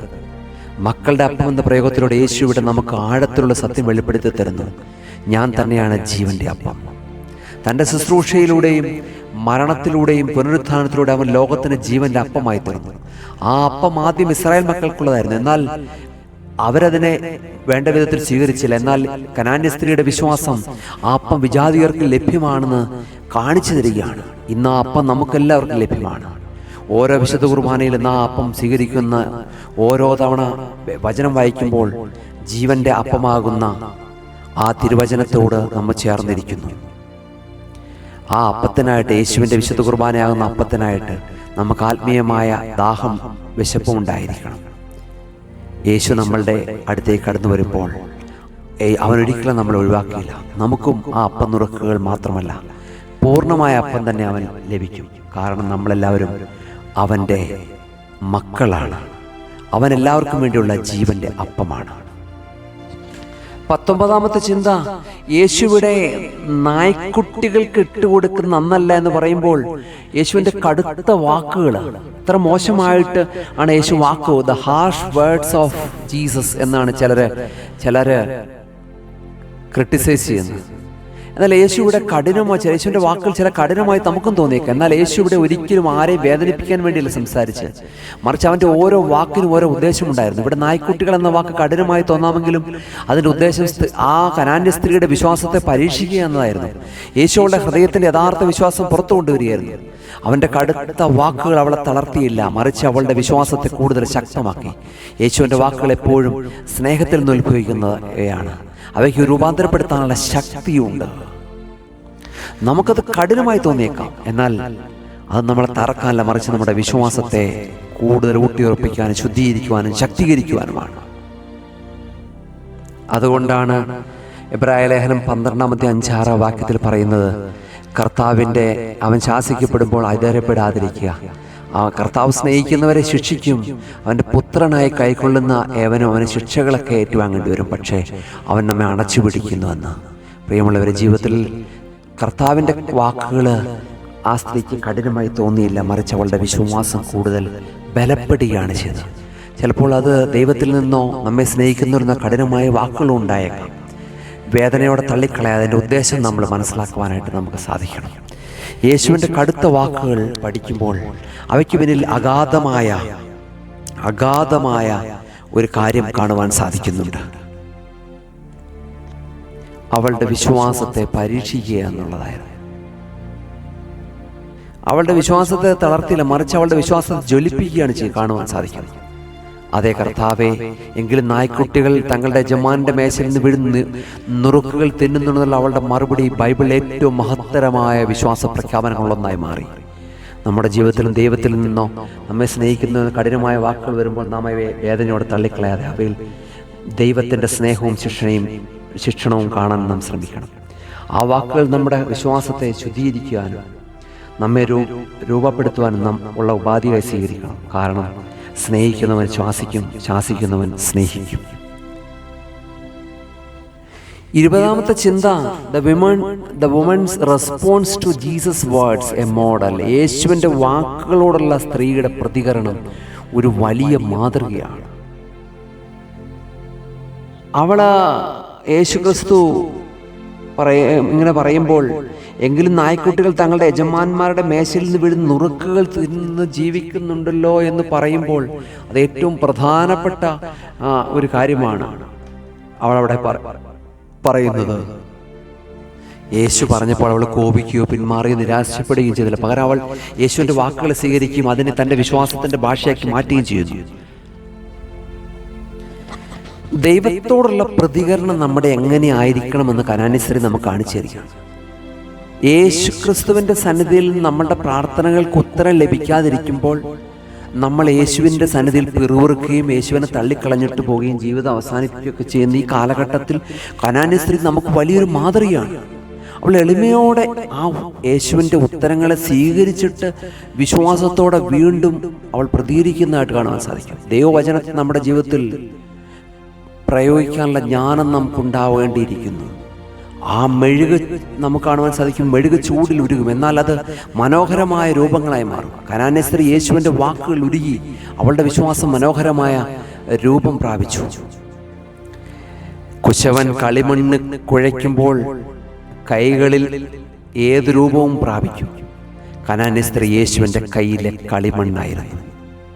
അതുകൊണ്ടാണ് ഓറിഗൻ ഇങ്ങനെ പറയുന്നത്, ആദിമസഭ പണ്ഡിതനായിരിക്കുന്ന ഓറിഗൻ പറയുന്നത്, അവൾ യേശുവിൻ്റെ വാക്കുകൾ എതിർത്തില്ല, അവൾ അവയെ അംഗീകരിച്ചു. എന്നാൽ അവൾ ആ വാക്കുകളിൽ തന്നെ ഒരു വാതിൽ കണ്ടെത്തി. അവളുടെ പ്രതികരണം വിശ്വാസത്തിൻ്റെ ജ്ഞാനത്തിൻ്റെ സമ്മിശ്രണമായിരുന്നു. കൊലോസ് ലേഖനം 4-ാം അധ്യായം കൊലോസസ് 4:6 പറയുന്നുണ്ട്, നമ്മുടെ വാക്ക് എല്ലായ്പ്പോഴും ഉപ്പിനാൽ രുചി വരുത്തിയതായിരിക്കട്ടെ വാക്കുകൾ. പ്രിയമുള്ളവരെ, അവൾ യേശുവിൻ്റെ സന്നിധിയിൽ എളിമയോടെ കർത്താവിൻ്റെ സന്നിധിയിലേക്ക് അടുത്തു വരികയാണ്. അടുത്തു വന്നിട്ട് കോപിക്കാതെ കർത്താവിൻ്റെ സന്നിധിയിൽ വീണ്ടും യാചിക്കുകയാണ്. നമുക്കൊരു പ്രതിസന്ധി വരുമ്പോൾ ദൈവസന്നിധിയിൽ പിറുപിറുക്കരുത്, ദൈവത്തെ തള്ളിക്കളയരുത്. കനാന്യ സ്ത്രീ നമുക്കെല്ലാവർക്കും മാതൃകയായിരിക്കണം. 21ാമത്തെ ചിന്ത എന്ന് പറയുന്നത്, യേശു ക്രിസ്തുവിൻ്റെ സന്നിധിയിൽ അവൾ പറയുകയാണ്, യജമാന്മാരുടെ മേശയിൽ നിന്ന് വീഴുന്ന നുറുക്കുകൾ തിന്ന് ജീവിക്കുന്നുണ്ടല്ലോ. നുറുക്കുകൾ കൊണ്ടുള്ള തൃപ്തി, സാറ്റിസ്ഫാക്ഷൻ വിത്ത് ക്രംസ്. നുറുക്കുകൾ കൊണ്ടുള്ള തൃപ്തി അത് ഏറ്റവും പ്രധാനപ്പെട്ടതാണ്. യേശുവിൻ്റെ മേശയിൽ നിന്ന് വീഴുന്ന നുറുക്കുകൾ മാത്രം മതിയായിരുന്നു അവൾക്ക്. അവളുടെ അഗാധമായ എളിമയും യേശുവിൻ്റെ ശക്തിയുള്ള അചഞ്ചലമായ യേശുവിൻ്റെ ശക്തിയിലുള്ള അവളുടെ അചഞ്ചലമായ വിശ്വാസത്തെ അത് കാണിക്കുകയാണ്. യേശുവേ, അങ്ങയുടെ ഒരു നുറുക്ക് പോലും എൻ്റെ മകളെ സുഖപ്പെടുത്താൻ പര്യാപ്തമാണെന്ന് അവൾ മനസ്സിലാക്കുകയാണ്. യേശുക്രിസ്തുവിൻ്റെ ശക്തി എത്ര വലുതാണെന്ന് അവൾ തിരിച്ചറിയുകയാണ്. അവൻ്റെ നുറുക്കുകൾ പോലും ലോകത്തിൻ്റെ സമൃദ്ധിയേക്കാൾ വലുതാണെന്ന് അവൾ തിരിച്ചറിയുകയാണ്. പ്രിയമുള്ളവരെ, നമുക്ക് ലഭിക്കുന്ന നുറുക്കുകൾ, ചെറിയ അനുഗ്രഹങ്ങൾ പോലും സന്തോഷിക്കുവാനും അവയ്ക്ക് നന്ദി പറയുവാനും നാം പഠിക്കണം. ദൈവത്തിൽ നിന്നുള്ള ഒരു ചെറിയ കാര്യം പോലും നമ്മുടെ ജീവിതത്തിൽ വലിയ മാറ്റങ്ങൾ വരുത്തും. ആയതുകൊണ്ട് ഒരു ചെറിയ സൂര്യകിരണത്തിന് ഇരുണ്ട മുറിയിൽ വെളിച്ചം വരുത്താൻ കൊണ്ട് വരാൻ കഴിയുന്ന പോലെ ദൈവത്തിൻ്റെ ഒരു നുറുക്ക് നമ്മുടെ ഇരുളടഞ്ഞ ജീവിതത്തിൽ വെളിച്ചം കൊണ്ടുവരും. അതുകൊണ്ടാണ് വിശുദ്ധനായ എഫ്രേം പറയുന്നത്, ആ സ്ത്രീ നുറുക്കുകൾക്കായി കാണും, എന്നാൽ അവൾക്ക് മുഴുവൻ അപ്പവും ലഭിച്ചു. അവളുടെ എളിമ അവൾക്ക് സമൃദ്ധി നേടിക്കൊടുത്തു. വിശുദ്ധനായ നാൻസിയാൻസിലെ ഗ്രിഗോറിയോസ് പറയുകയാണ്, ദൈവത്തിൻ്റെ മേശയിൽ നിന്ന് വീഴുന്ന നുറുക്കുകൾ പോലും ലോകത്തിൻ്റെ വിഭവങ്ങളെക്കാൾ വലുതാണെന്ന വലിയ മഹാസത്യം ആ കനാന്യ സ്ത്രീ തിരിച്ചറിഞ്ഞുവെന്ന്. പ്രിയമുള്ളവരെ, മറ്റുള്ളവരുടെ വലിയ ലോകത്തിൻ്റെ സമൃദ്ധിയേക്കാൾ വലുതാണ് കർത്താവിൻ്റെ മേശയിൽ നിന്ന് വീഴുന്ന നുറുക്കുകൾ. നുറുക്കുകൾ എന്ന വാക്കിൽ കനാന്യ സ്ത്രീയുടെ വിശ്വാസത്തിൻ്റെ ആഴം ഒളിഞ്ഞിരിക്കുന്നു. അവൾക്ക് വലിയ കാര്യങ്ങൾ വേണ്ടായിരുന്നു, യേശുവിൻ്റെ മേശയിൽ നിന്ന് വീഴുന്ന നുറുക്കുകൾ മാത്രം മതിയായിരുന്നു. നമ്മോട് സംസാരിക്കുന്ന, നമ്മളോട് ചേർന്നിരിക്കുന്ന, നമ്മളെ അണച്ചു പിടിക്കുന്ന കർത്താവിൻ്റെ സന്നിധിയിൽ നിന്ന് ദൈവം നൽകിയിരിക്കുന്ന ചെറിയ അനുഗ്രഹങ്ങൾക്കും, ചെറിയ നുറുക്കുകൾക്കും, വലിയ അനുഗ്രഹങ്ങളായ കാപ്പങ്ങൾക്കും നമ്മൾ എത്രയധികം കർത്താവിനോട് നന്ദി പറഞ്ഞിട്ടുണ്ട്. കർത്താവേ, അങ്ങയുടെ നുറുക്കുകൾ മാത്രം മതി, അത് എൻ്റെ ജീവിതത്തെ മാറ്റും. ആ വിശ്വാസത്തോടെ ജീവിക്കുമ്പോൾ നമുക്കും അവളെപ്പോലെ അനുഗ്രഹങ്ങൾ ലഭിക്കും. കർത്താവിൻ്റെ മേശയിൽ നിന്ന് വീഴുന്ന നുറുക്കുകളുടെ ഭാഗമാക്കുവാൻ കർത്താവ് നമ്മളെ സഹായിക്കട്ടെ എന്ന് പ്രത്യേകമായിട്ട് പ്രാർത്ഥിക്കുന്നു. 22ാമത്തെ ചിന്ത അവൾ പറയുകയാണ്. അവൾ കർത്താവിനോട് പറയുകയാണ്, കർത്താവെ, ശരി തന്നെ, എന്നാൽ നായ്ക്കളും അവയുടെ ഉടമസ്ഥരുടെ മേശയിൽ നിന്ന് വീഴുന്ന കഷ്ണങ്ങൾ തിന്ന് ജീവിക്കുന്നുണ്ടല്ലോ എന്ന് പറഞ്ഞു. ശരി തന്നെ, സത്യം തന്നെ എന്ന് പറയുകയാണ്. പ്രിയമുള്ളവരെ, ഇവിടെ കർണാന്യശ്രീ പറയുന്ന ആ വാചകം വളരെ പ്രത്യേകതയാണ്. ശരി തന്നെ കർത്താവെ, സത്യം തന്നെ കർത്താവെ. യേശു അവളോട് പറഞ്ഞ വാക്കുകൾ അവൾ അംഗീകരിക്കുകയാണ്. അവൾ അതിനോട് വിയോജിക്കുന്നില്ല, എതിർക്കുന്നില്ല. സത്യത്തിന് വേണ്ടി മക്കളെന്ന പദവി എനിക്കില്ല, എന്നിട്ടും യേശുവിൻ്റെ ദൗത്യം ഇസ്രായേലാണെന്നുള്ള ആ സത്യം അവൾ അംഗീകരിക്കുകയാണ്. സത്യത്തോടുള്ള പ്രതിബദ്ധത വിശ്വാസ ജീവിതത്തിൻ്റെ അടിസ്ഥാനമാണ്. നമ്മെക്കുറിച്ചുള്ള സത്യം, നമ്മുടെ പരിമിതികൾ, നമ്മുടെ പാപങ്ങൾ, നമ്മുടെ അയോഗ്യതകൾ എന്നിവയെക്കുറിച്ചുള്ള സത്യം നമ്മൾ അംഗീകരിക്കണം. ഈ സത്യസന്ധത നമ്മെ എളിമയുള്ളവരാക്കുകയും കർത്താവിൻ്റെ കരുണയെ ആശ്രയിക്കാൻ പ്രാപ്തരാക്കുകയും ചെയ്തു. വിശുദ്ധ യോഹന്നാന്റെ സുവിശേഷം 8-ാം അധ്യായം 32-ാമത്തെ വാക്യം, സത്യം നിങ്ങളെ സ്വതന്ത്രരാക്കും. നിങ്ങൾ സത്യം അറിയും, സത്യം നിങ്ങളെ സ്വതന്ത്രരാക്കും. എഫേസ്യ ലേഖനം 4-ാം അധ്യായം 25-ാമത്തെ വാക്യം പറയുന്നത്, നിങ്ങൾ കൂട്ടുകാരനോട് സത്യം സംസാരിപ്പിൻ, അന്യോന്യം അവയവങ്ങളാവുന്നുവല്ലോ. നമ്മുടെ ജീവിതത്തിൽ സത്യത്തോടെ പ്രതിബദ്ധത പുലർത്തുക എന്നുള്ളത് ഏറ്റവും പ്രധാനപ്പെട്ടതാണ്. കനാന്യ സ്ത്രീയുടെ സത്യം തന്നെ, ശരി തന്നെ കർത്താവ് എന്ന വാക്കുകൾ അവളുടെ സത്യസന്ധതയും യാഥാർത്ഥ്യ ബോധത്തിൻ്റെയും പ്രകടനം കൂടിയാണ്. ആയതുകൊണ്ട് പ്രിയമുള്ളവരെ, കനാന്യ സ്ത്രീ പോലെ നമുക്കും പറയാം, സത്യം തന്നെ കർത്താവേ, ശരി തന്നെ കർത്താവേ എന്ന സത്യസമ്മതം നമ്മുടെ ജീവിതത്തിൽ അനുഗ്രഹത്തിന് കാരണമായി തീരും. 23-ാമത്തെ വാക്യം, 23-ാമത്തെ ചിന്ത എന്ന് പറയുന്നത്, അവൾ പറയുകയാണ്, കർത്താവേ, ശരി തന്നെ, എന്നാൽ നായ്ക്കളും അവയുടെ ഉടമസ്ഥരുടെ മേശയിൽ നിന്ന് വീഴുന്ന കഷ്ണങ്ങൾ തിന്ന് ജീവിക്കുന്നുണ്ടല്ലോ എന്ന് പറയും. എങ്കിലും അവൾ സത്യം തന്നെ കർത്താവേ, ശരി തന്നെ എന്ന് പറഞ്ഞ ശേഷം എങ്കിലും എന്ന വാക്ക് ഉപയോഗിക്കുകയാണ്. കനാന്യ സ്ത്രീയുടെ വാക്കുകൾ എങ്കിലും എന്നൊരു ചെറിയ വാക്കാണ്. അത് വളരെ പ്രധാനപ്പെട്ട ഒരു ചിന്തയാണ്. നമ്മുടെ ജീവിതത്തിൽ നമുക്ക് പലപ്പോഴും എങ്കിലും എന്നുള്ള നിമിഷങ്ങളുണ്ടാകും, എന്നാലും എന്നുള്ള നിമിഷങ്ങളുണ്ടാകും. യാഥാർത്ഥ്യം നമുക്ക് അനുകൂലമല്ലാത്തപ്പോൾ നമുക്ക് എന്നാലും എന്ന വാക്കിലൂടെ ദൈവത്തിൻ്റെ കരുണയിൽ പ്രത്യാശ കണ്ടെത്തുവാനായിട്ട് നമുക്ക് സാധിക്കണം. കർത്താവിനോട് നമ്മൾ പ്രാർത്ഥിക്കേണ്ടത് അങ്ങനെയായിരിക്കണം. അതുകൊണ്ടാണ് സ്വർണ്ണനാവുകാരനായ ഇവാനിയോസ് ഇതിനെക്കുറിച്ച് വ്യക്തമായ വ്യാഖ്യാനങ്ങൾ നൽകുന്നുണ്ട്. അദ്ദേഹം, ആ പിതാവ് പറയുകയാണ്, ആ വിശുദ്ധൻ പറയുകയാണ്, ഈ എന്നാലും എന്ന വാക്ക്, എങ്കിലും എന്ന വാക്ക് എത്ര ശക്തമാണ്. അത് യേശുവിൻ്റെ ഹൃദയം കവർന്നു. അത് നിരാശയെ പ്രത്യാശയാക്കി, മരണത്തെ ജീവനാക്കി.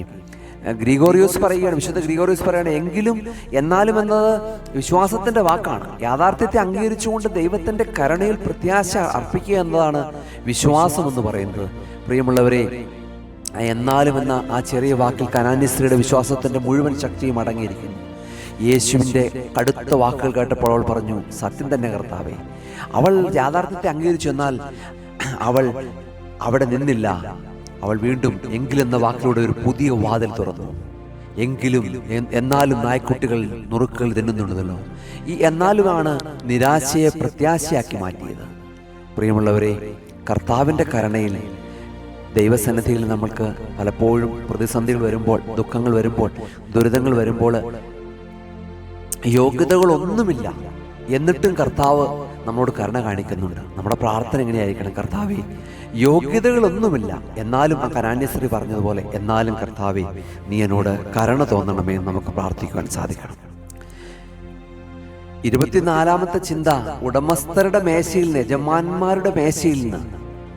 അത് വളരെ പ്രധാനപ്പെട്ട ഒരു ചിന്തയാണ്. കനാന്യ സ്ത്രീയുടെ വാക്കുകളിൽ ഉടമസ്ഥരുടെ അല്ലെങ്കിൽ യജമാന്മാരുടെ മേശ എന്ന പ്രയോഗം വളരെ പ്രധാനമാണ്. ആ മേശ ദൈവസന്നിധിയെയും ദൈവത്തിൻ്റെ അനുഗ്രഹങ്ങളുടെ സമൃദ്ധിയെ സൂചിപ്പിക്കുന്നു. ആ മേശയിലിരിക്കുന്ന മക്കൾക്ക് സമൃദ്ധിയുണ്ട്, എന്നാൽ ആ മേശയുടെ നുറുക്കുകൾ പോലും അത്ഭുതകരമാണ്. യജമാനന്റെ മേശയിൽ നിന്ന് വീഴുന്ന നുറുക്കൾക്ക് പോലും അവിടെ മറ്റെവിടെയുമില്ലാത്ത വിലയുണ്ട്. ആ നുറുക്കുകൾക്ക് പോലും യേശുവിൻ്റെ ശക്തിയെക്കുറിച്ചുള്ള ആ നുറുക്കുകൾക്ക് പോലും അവളുടെ മകളെ സുഖപ്പെടുത്താൻ പര്യാപ്തമാണെന്ന് അവൾ തിരിച്ചറിയുകയാണ്. ദൈവത്തിൻ്റെ സമൃദ്ധി, കർത്താവിനെ അനുഗ്രഹിക്കപ്പെട്ടവരെ, ദൈവത്തിൻ്റെ സമൃദ്ധി എന്ന് പറയുന്നൊരു സന്നിധി എന്ന് പറയുന്നത് ഒരു സമൃദ്ധമായ മേശ പോലെയാണ്. ആ മേശയിൽ ഇരിക്കാൻ നാം യോഗ്യരായിരിക്കില്ല, എന്നാൽ ആ മേശയുടെ നുറുക്കുകൾ പോലും നമ്മുടെ ജീവിതത്തെ മാറ്റാൻ പര്യാപ്തമാണ്. ദൈവത്തിൻ്റെ ചെറിയ അനുഗ്രഹങ്ങൾ പോലും വിലപ്പെട്ടതാണ് എന്നുള്ള കാര്യം നാം മറന്നു പോകരുത്. ദൈവസന്നിധിയിലേക്ക് ചേർന്നിരിക്കുമ്പോൾ ഓർമ്മിപ്പിക്കട്ടെ, വിശുദ്ധനായ അപ്രയം പറയുകയാണ്, യജമാനൻ്റെ മേശ എത്ര സമൃദ്ധമാണ്, അതിൻ്റെ നുറുക്കുകൾ പോലും ലോകത്തെ പോറ്റും. കനാന്യ സ്ത്രീ ആ നുറുക്കുകൾക്കായി കേണു, അവൾക്ക് സമൃദ്ധി ലഭിച്ചു. വിശുദ്ധ ഗ്രിഗോറിയോസ് പറയുകയാണ്, ദൈവത്തിൻ്റെ മേശ എല്ലാവർക്കും തുറന്നിരിക്കുന്നു, മക്കൾക്ക് മാത്രമല്ല, വിശ്വാസത്തിൽ വരുന്ന നായ്ക്കുട്ടികൾക്കും അവിടെ സ്ഥാനമുണ്ട്. അതെ, യജമാനൻ്റെ മേശ. 24-ാമത്തെ ചിന്ത അതാണ്, യജമാനൻ്റെ മേശ അത് തുറക്കപ്പെട്ടിരിക്കുകയാണ്. അവിടെ മക്കൾക്ക് മാത്രമല്ല, നായ്ക്കുട്ടികൾക്കും സ്ഥാനമുണ്ട്. യജമാനൻ്റെ മേശ എന്ന പ്രയോഗം കനാന്യ സ്ത്രീയുടെ വിശ്വാസത്തിൻ്റെ ആഴത്തെ വെളിപ്പെടുത്തുന്നു. അവൾ യേശുവിനെ യജമാനനായി കാണുന്നു. അവൻ്റെ മേശ സമർത്ഥമാണ്. ആ മേശയിൽ നിന്ന് വീഴുന്ന നുറുക്കുകൾക്ക് പോലും അത്ഭുതങ്ങൾ പ്രവർത്തിക്കാൻ സാധിക്കും. അവൾക്ക് ആ മേശയിൽ ഇരിക്കാൻ അർഹതയില്ല എന്നവൾ വിചാരിച്ചു, എന്നാൽ ആ മേശയുടെ നുറുക്കുകൾ അവൾക്ക് അവകാശമുണ്ട്. ഈ ധാരണ അവളുടെ വിശ്വാസത്തെ കാണിക്കുന്നു. പ്രിയമുള്ളവർ, യേശുവിൻ്റെ ഒരു നുറുക്ക് പോലും അവളുടെ മകളെ സുഖപ്പെടുത്താൻ പര്യാപ്തമാണെന്ന് അവൾ തിരിച്ചറിയാണ്. യജമാനൻ്റെ മേശയിൽ നിന്നുള്ള നുറുക്കുകൾ പോലും ലോകത്തിൻ്റെ സമൃദ്ധിയേക്കാൾ വലുതാണെന്ന് അവൾ തിരിച്ചറിഞ്ഞു. അത് നമ്മൾ മനസ്സിലാക്കേണ്ടിയിരിക്കുന്നു. അവൻ്റെ മേശയിൽ നിന്ന് വീഴുന്ന നുറുക്കുകൾ പോലും ലോകം തരുന്ന സമൃദ്ധിയേക്കാൾ വളരെ വലുതാണ്.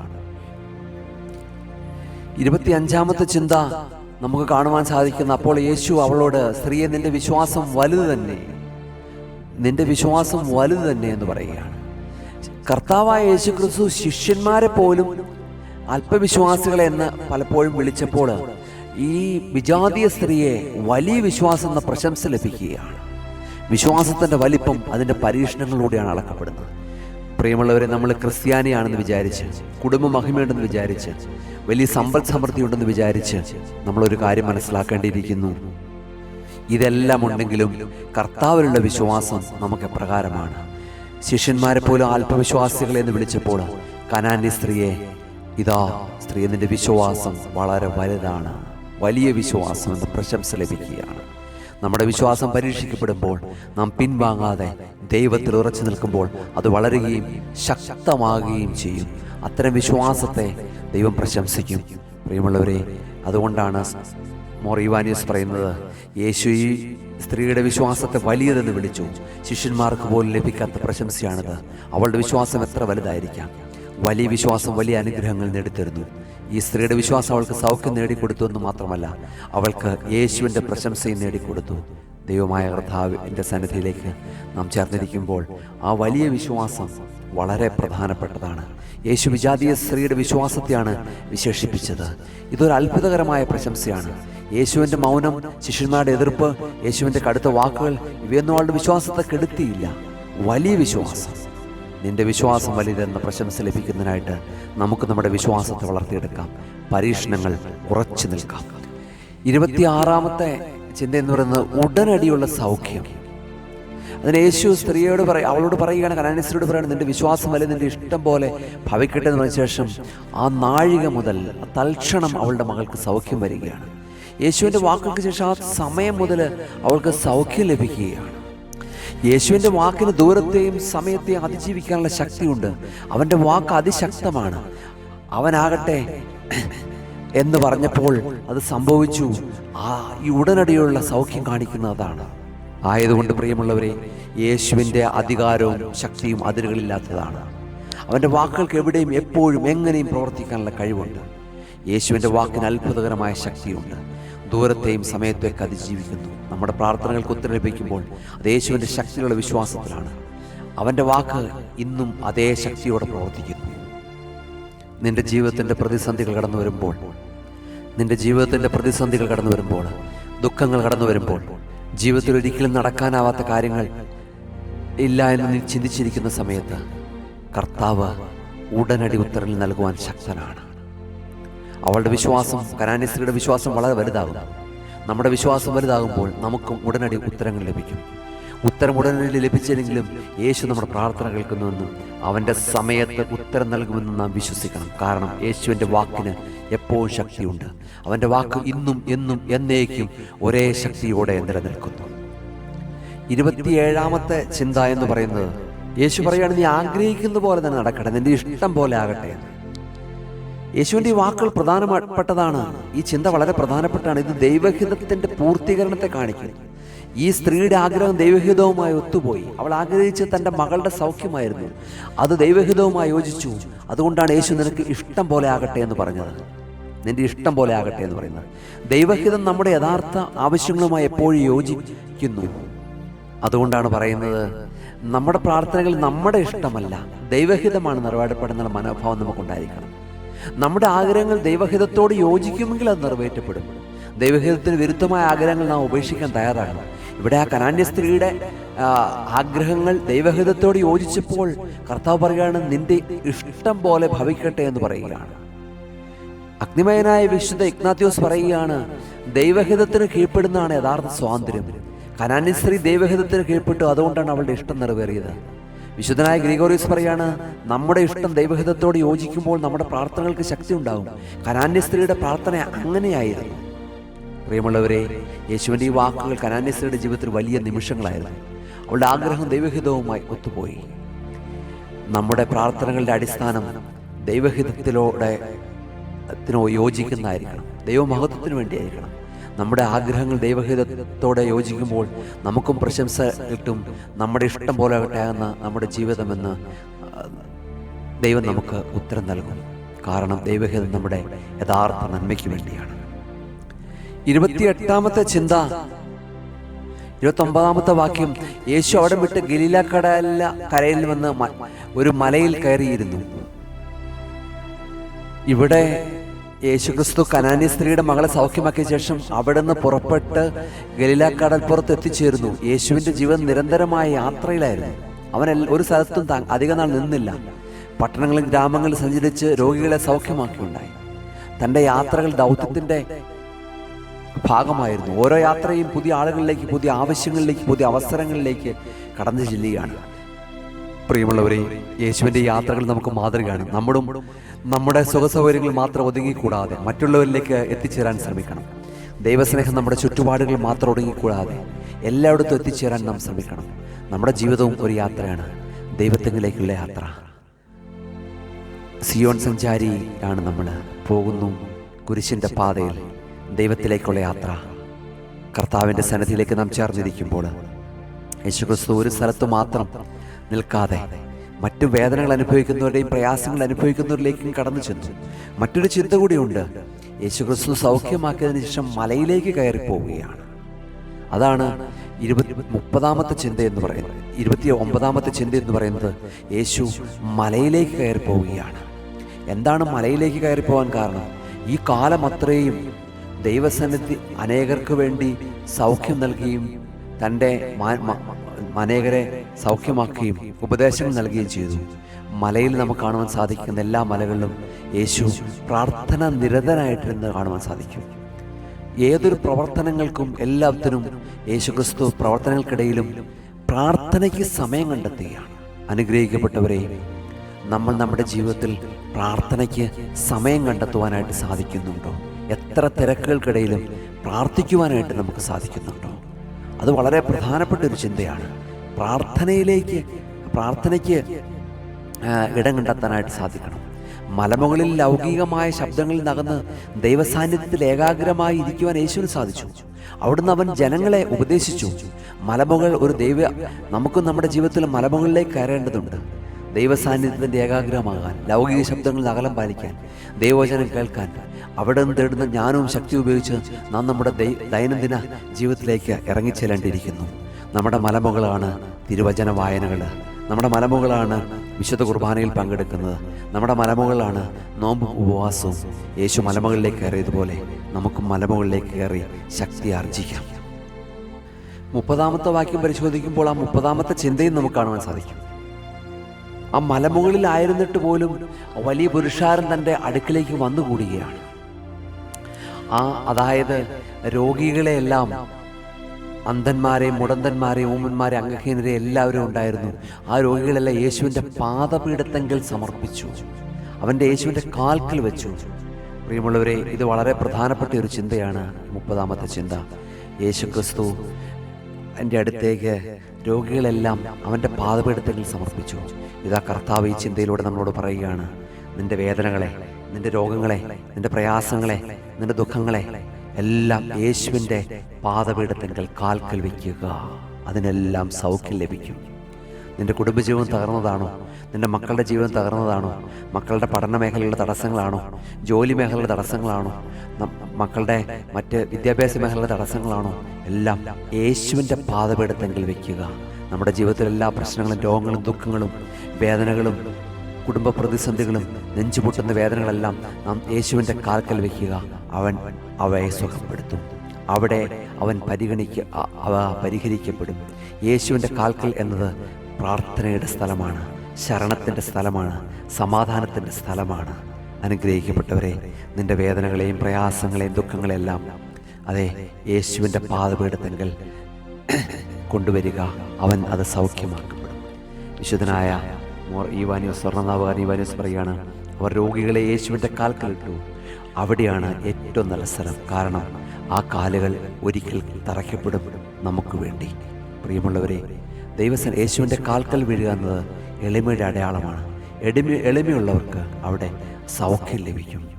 അവൻ്റെ കാൽക്കൽ അവരെ സമർപ്പിച്ചു കഴിഞ്ഞപ്പോൾ ഇതിന് അഗാധമായ അർത്ഥമുണ്ട്. അവൻ്റെ സന്നിധിയിൽ സമർപ്പിക്കുക, അവിടെ സൗഖ്യങ്ങൾ നമുക്ക് ലഭിക്കും. 31-ാമത്തെ ചിന്ത എന്ന് പറയുന്നത് യേശുക്രിസ്തുവിൻ്റെ യൂണിവേഴ്സൽ ഹീലിംഗ്. അത് വളരെ യേശു അവൻ്റെ പാദപീഠത്തെങ്കിൽ സമർപ്പിച്ചു. അവരെ എല്ലാവരെയും സൗഖ്യമാക്കി. സൗഖ്യമാക്കി. ഈ വാക്കുകൾ വളരെ പ്രധാനപ്പെട്ട ഒരു കാര്യമാണ്. യോഗ്യരല്ലാഞ്ഞിട്ടും കൂടെ യേശു സൗഖ്യമാക്കിയാണ്.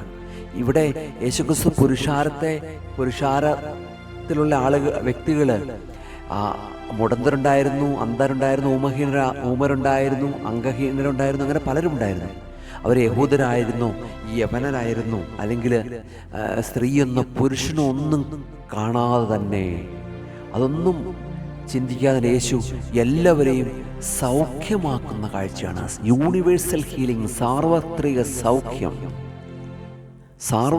സൗഖ്യം നൽകുന്നത് കാണുവാൻ സാധിക്കും. സുറിയാനി സഭയുടെ പ്രാർത്ഥനകളെല്ലാം സൃഷ്ടി മുഴുവൻ്റെയും വേണ്ടിയുള്ള സൗഖ്യത്തിനാണ് പ്രാർത്ഥിക്കുന്നത്. ദൈവത്തിൻ്റെ കരുണ സാർവത്രികമാണ്. അവനെല്ലാവരെയും സ്നേഹിക്കുന്നു, അവനെല്ലാവരെയും സ്വീകരിക്കുന്നു. നാം ആരായാലും എവിടെ നിന്നായാലും എന്ത് ചെയ്താലും അവൻ്റെ കരുണ നമുക്ക് ലഭ്യമാണ്. അതുകൊണ്ടാണ് വിശുദ്ധനായ സ്വർണ്ണനാപകൻ ഇവാനിയോസ് പറയുന്നത്, യേശു എല്ലാവരും സൗഖ്യമാക്കി, ആരോടും പറഞ്ഞില്ല നീ യോഗ്യനല്ല എന്ന് പറഞ്ഞില്ല. ദൈവത്തിൻ്റെ സ്നേഹത്തിന് അതിരുകളില്ല. ഇന്നത്തെ ഈ കാലഘട്ടത്തിൽ നമ്മൾ യേശുവിൻ്റെ ശിഷ്യന്മാരെന്ന് വിശേഷിപ്പിക്കപ്പെടുന്നവർ പല കാര്യങ്ങളിലും നീ യോഗ്യരല്ല, നിനക്ക് കുറവുണ്ട്, നീ ശരിയല്ല, നിനക്ക് കുറവുണ്ടെന്ന് കുറ്റപ്പെടുത്തുന്ന അവർക്കൊക്കെ കണ്ടുപിടിക്കേണ്ട ഒരു കാര്യമാണ്, യേശു എല്ലാവരെയും സൗഖ്യമാക്കി. നീ യോഗ്യനല്ല എന്ന് പറഞ്ഞില്ല. കുറവുകളുള്ളവരെ അണച്ചു പിടിച്ചു യേശു. ഈ യേശുവിൻ്റെ ശിഷ്യന്മാരായ നമ്മൾ, യേശുവിൻ്റെ ശുശ്രൂഷ ചെയ്യുന്ന വൈദികര്, യേശുവിൻ്റെ ശുശ്രൂഷകർ ചെയ്യുന്ന സുവിശേഷകർ, യേശുവിൻ്റെ ശുശ്രൂഷ ചെയ്യുന്ന പൗരോഹിത്യ ഗണത്തിൽപ്പെട്ടവർ, യേശുവിൻ്റെ ശുശ്രൂഷ ചെയ്യുന്ന സന്യസ്തര്, യേശുവിൻ്റെ ശുശ്രൂഷ ചെയ്യുന്ന ക്രിസ്ത്യാനികളായിരിക്കുന്ന എല്ലാവരും അണച്ചു പിടിക്കുക. നിനക്ക് കുറവുണ്ടല്ലോ, നിനക്ക് ഇത്ര പ്രതിസന്ധി ഉണ്ടല്ലോ, അങ്ങനെയൊന്നും പറഞ്ഞില്ല. നമ്മൾ മനസ്സിലാക്കേണ്ട ഒരു കാര്യം, യേശുവിന് മുഖപക്ഷമില്ല. ഈ കാലഘട്ടത്തിൽ ക്രൈസ്തവ സമൂഹം മുഖപക്ഷം നോക്കി മനുഷ്യരെ കാണുന്ന ഈ കാലഘട്ടത്തിൽ യേശുവിൻ്റെ ഈ സൗഖ്യം, സാർവത്രിക സൗഖ്യം വളരെ പ്രധാനപ്പെട്ടതാണ്. 32-ാമത്തെ ചിന്ത, ഇവിടെ വചനം പറയുകയാണ്, അന്ധരും ഊമരും അംഗഹീനരും മറ്റനേകരും ഉണ്ടായത്. മറ്റു പലരും. എന്തുകൊണ്ടാണ് അവിടെ മറ്റു പലരും എന്ന് പറയുന്നത്? ആരായിരുന്നു അവർ?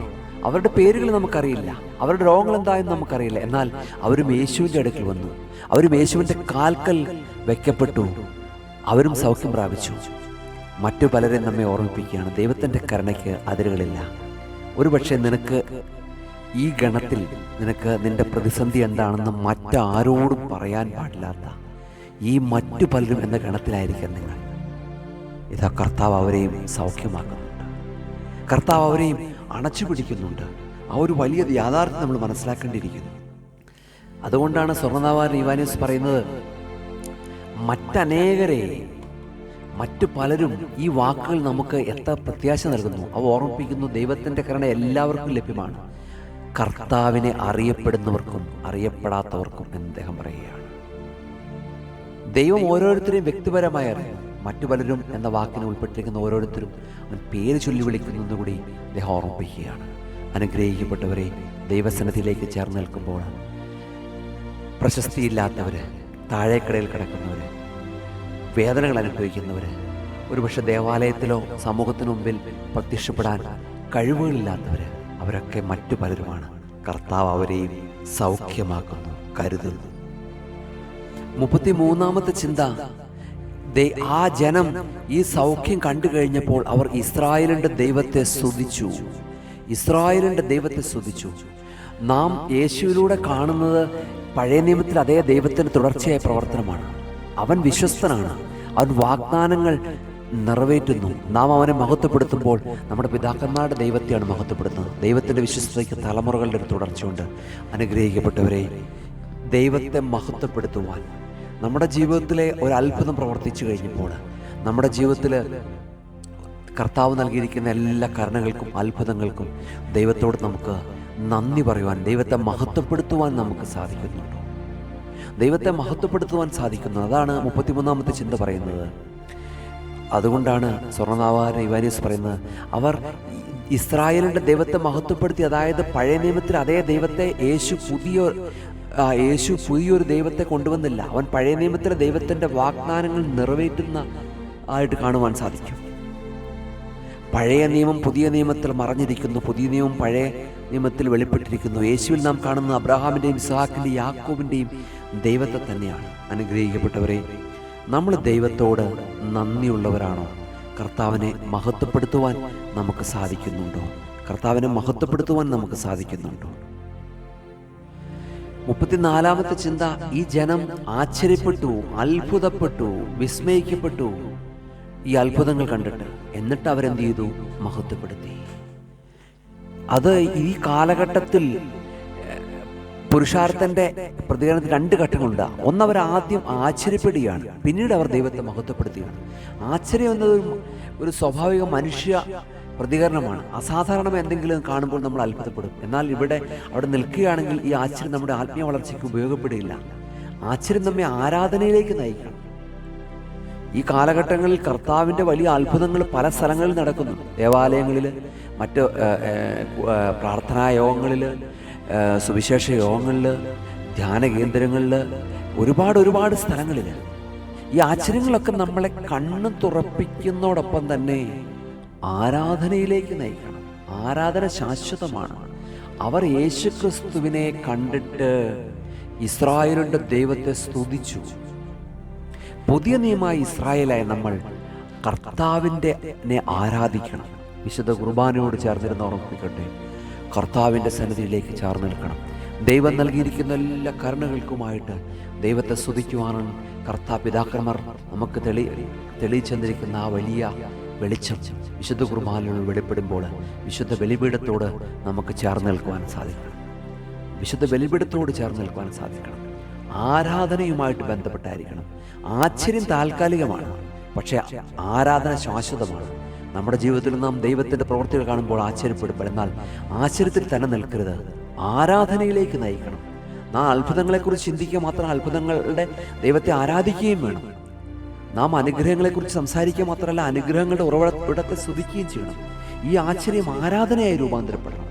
അപ്പോൾ നമ്മുടെ ജീവിതം ദൈവമഹത്വത്തിനായുള്ള നിരന്തരമായ ഒരു ആരാധനയായി മാറും. 35-ാമത്തെ ചിന്ത, യേശു പലപ്പോഴും അത്ഭുതങ്ങൾ പ്രവർത്തിക്കുമ്പോൾ പലരും പരീശന്മാർ, ശാസ്ത്രിമാരൊക്കെ അതിൽ കൂടെ നിൽക്കുന്നവരൊക്കെ പലരും അതിൻ്റെ ന്യായീകരണങ്ങളും അതുപോലെ തന്നെ പരിഹാസവും അതുപോലെ തന്നെ അവരുടെ മതത്തിൻ്റെ ചട്ടങ്ങളെയൊക്കെ കോർത്തിണക്കിക്കൊണ്ട് യേശുവിനെ ക്രിട്ടിസൈസ് ചെയ്യാൻ സാധിക്കും. ഇവിടെ 35-ാമത്തെ ചിന്ത അതിൽ നിന്ന് വ്യത്യസ്തമാണ്. പുരുഷാരം എല്ലാം, ആ കൂടെ ഇരിക്കുന്ന പുരുഷാരെ ആശ്ചര്യപ്പെട്ട് ഇസ്രായേലിൻ്റെ ദൈവത്തെ മഹത്വപ്പെടുത്തുകയാണ്. ആരും യേശുവിനെ എതിർക്കുന്നതായിട്ട് കാണുവാൻ സാധിക്കുന്നില്ല. പുരുഷാരത്തിൻ്റെ ഏകോപിത പ്രതികരണം കാണാം. Unified response of the multitude. എല്ലാവരും ഒരുമിച്ച് യേശുവിനെ സ്തുതിച്ചു. ആ കൂട്ടായ്മ ആരാധനയുടെ ഒരു ശക്തിയാണ്. ഈ കാലഘട്ടങ്ങളിൽ നാം ഒറ്റയ്ക്കല്ല, ഒരുമിച്ചും ദൈവത്തെ എല്ലാവരും ഒരുമിച്ച് ചേർന്ന് യേശുവിനെ സ്തുതിക്കണം. ഈ കാലഘട്ടങ്ങളിൽ പ്രാർത്ഥനയോഗങ്ങൾ നിന്നു പോകുന്നു, കുടുംബയൂണിറ്റുകൾ ശുഷ്കിച്ചു വരുന്നു, ദേവാലയത്തിൽ ആളുകൾ കുറഞ്ഞു വരുന്നു, ദൈവത്തെ ആരാധിക്കുന്ന സുവിശേഷ യോഗങ്ങൾ കുറഞ്ഞു വരുന്നു. ദൃശ്യമാധ്യമങ്ങളിലൂടെ സോഷ്യൽ മീഡിയയിലൂടെ സുവിശേഷങ്ങളും ബലികളുടെ കുർബാനയൊക്കെ നടക്കുന്ന കാലഘട്ടത്തിൽ പള്ളിയിൽ പോയി ഒരുമിച്ച് ആരാധിക്കേണ്ട ആവശ്യകത എന്ന് ചോദിക്കുന്നവർക്ക് ഒരു കൃത്യമായ ഉത്തരമാണ് ഇവിടെ നമുക്ക് കാണുവാൻ സാധിക്കുന്നത്. അവർ ഒരുമിച്ച് ആശ്ചര്യപ്പെട്ടു, അതുകൊണ്ടാണ് സ്വർണ്ണാവകാരൻ ഇവാനിയോസ് പറയുന്നത്, അവർ ഒരുമിച്ച് ആശ്ചര്യപ്പെട്ടു, ഒരുമിച്ച് മഹത്വപ്പെടുത്തി. ഇതാണ് സഭയുടെ ഐക്യശക്തി. ഒരുമിച്ച് നാം ദൈവത്തെ സ്തുതിക്കുമ്പോൾ നമ്മുടെ സ്തുതികൾ കൂടുതൽ ശക്തമാകുന്നു. ഒറ്റയ്ക്ക് പ്രാർത്ഥിക്കുന്നത് നല്ലതാണ്, എന്നാൽ കൂട്ടത്തോടെ പ്രാർത്ഥിക്കുന്നത് കൂടുതൽ നല്ലതാണ്. കാരണം കർത്താവിൻ്റെ വചനം തന്നെ പറഞ്ഞു, 1-2 പേർ എൻ്റെ നാമത്തിൽ കൂടിയാൽ അവരുടെ മധ്യത്തിൽ ഞാനുണ്ടെന്ന് വിശുദ്ധ മത്തായിയുടെ സുവിശേഷം 18-20 വാക്യത്തിലൂടെ കാണുന്നുണ്ടല്ലോ. അപ്പോസ്തലപ്രവൃത്തികൾ 2-46-47 വാചനങ്ങളിലൂടെ കാണുന്നുണ്ട്. അവർ ഏക മനസ്സോടെ ദേവാലയത്തിൽ തുടർന്നു, വീടുകളിൽ വെച്ച് ഒരുമിച്ച് അപ്പം നുറുക്കി ആനന്ദത്തോടും ഹൃദയപരമാർത്ഥത്തോടും ഭക്ഷണം കഴിച്ചു. കർത്താവ് രക്ഷിക്കപ്പെട്ട ദൈവസേന സഭയോട് ചേർത്തുകൊണ്ടിരുന്നു. അനുഗ്രഹിക്കപ്പെട്ടവരെ, ദൈവസനത്തിലേക്ക് നാം ചേർന്ന് നിൽക്കുമ്പോൾ ഒരുമിച്ചുള്ള ആരാധനയ്ക്ക്, ഒരുമിച്ചുള്ള പ്രാർത്ഥനയ്ക്ക് വളരെയധികം ശക്തിയുണ്ട്. അവിടെ അത്ഭുതങ്ങൾ സംഭവിക്കും. പ്രധാനമായും 35 ചിന്തകളാണ് നമ്മൾ കണ്ടത്. ഈ വചനത്തോട് ചേർന്നിരിക്കുമ്പോൾ ഈ ചിന്തകൾ നമ്മുടെ വ്യക്തി ജീവിതത്തിൽ രൂപാന്തരപ്പെടുത്തുവാൻ, സഭാജീവിതത്തിലും സമൂഹ ജീവിതത്തിലും രൂപാന്തരം വരുത്തുവാൻ, മുന്നോട്ടുള്ള യാത്രയിൽ കർത്താവിൻ്റെ ബലമേകുവാൻ ദൈവത്തിൻ്റെ പരിശുദ്ധാത്മാവ് നമുക്ക് ഇടവരുത്തട്ടെ എന്ന് ഓർമ്മിപ്പിച്ചുകൊണ്ട് നിർത്തുന്നു. ദൈവത്തിൽ നാം മാത്രം മഹത്വപ്പെടട്ടെ. ആമേൻ.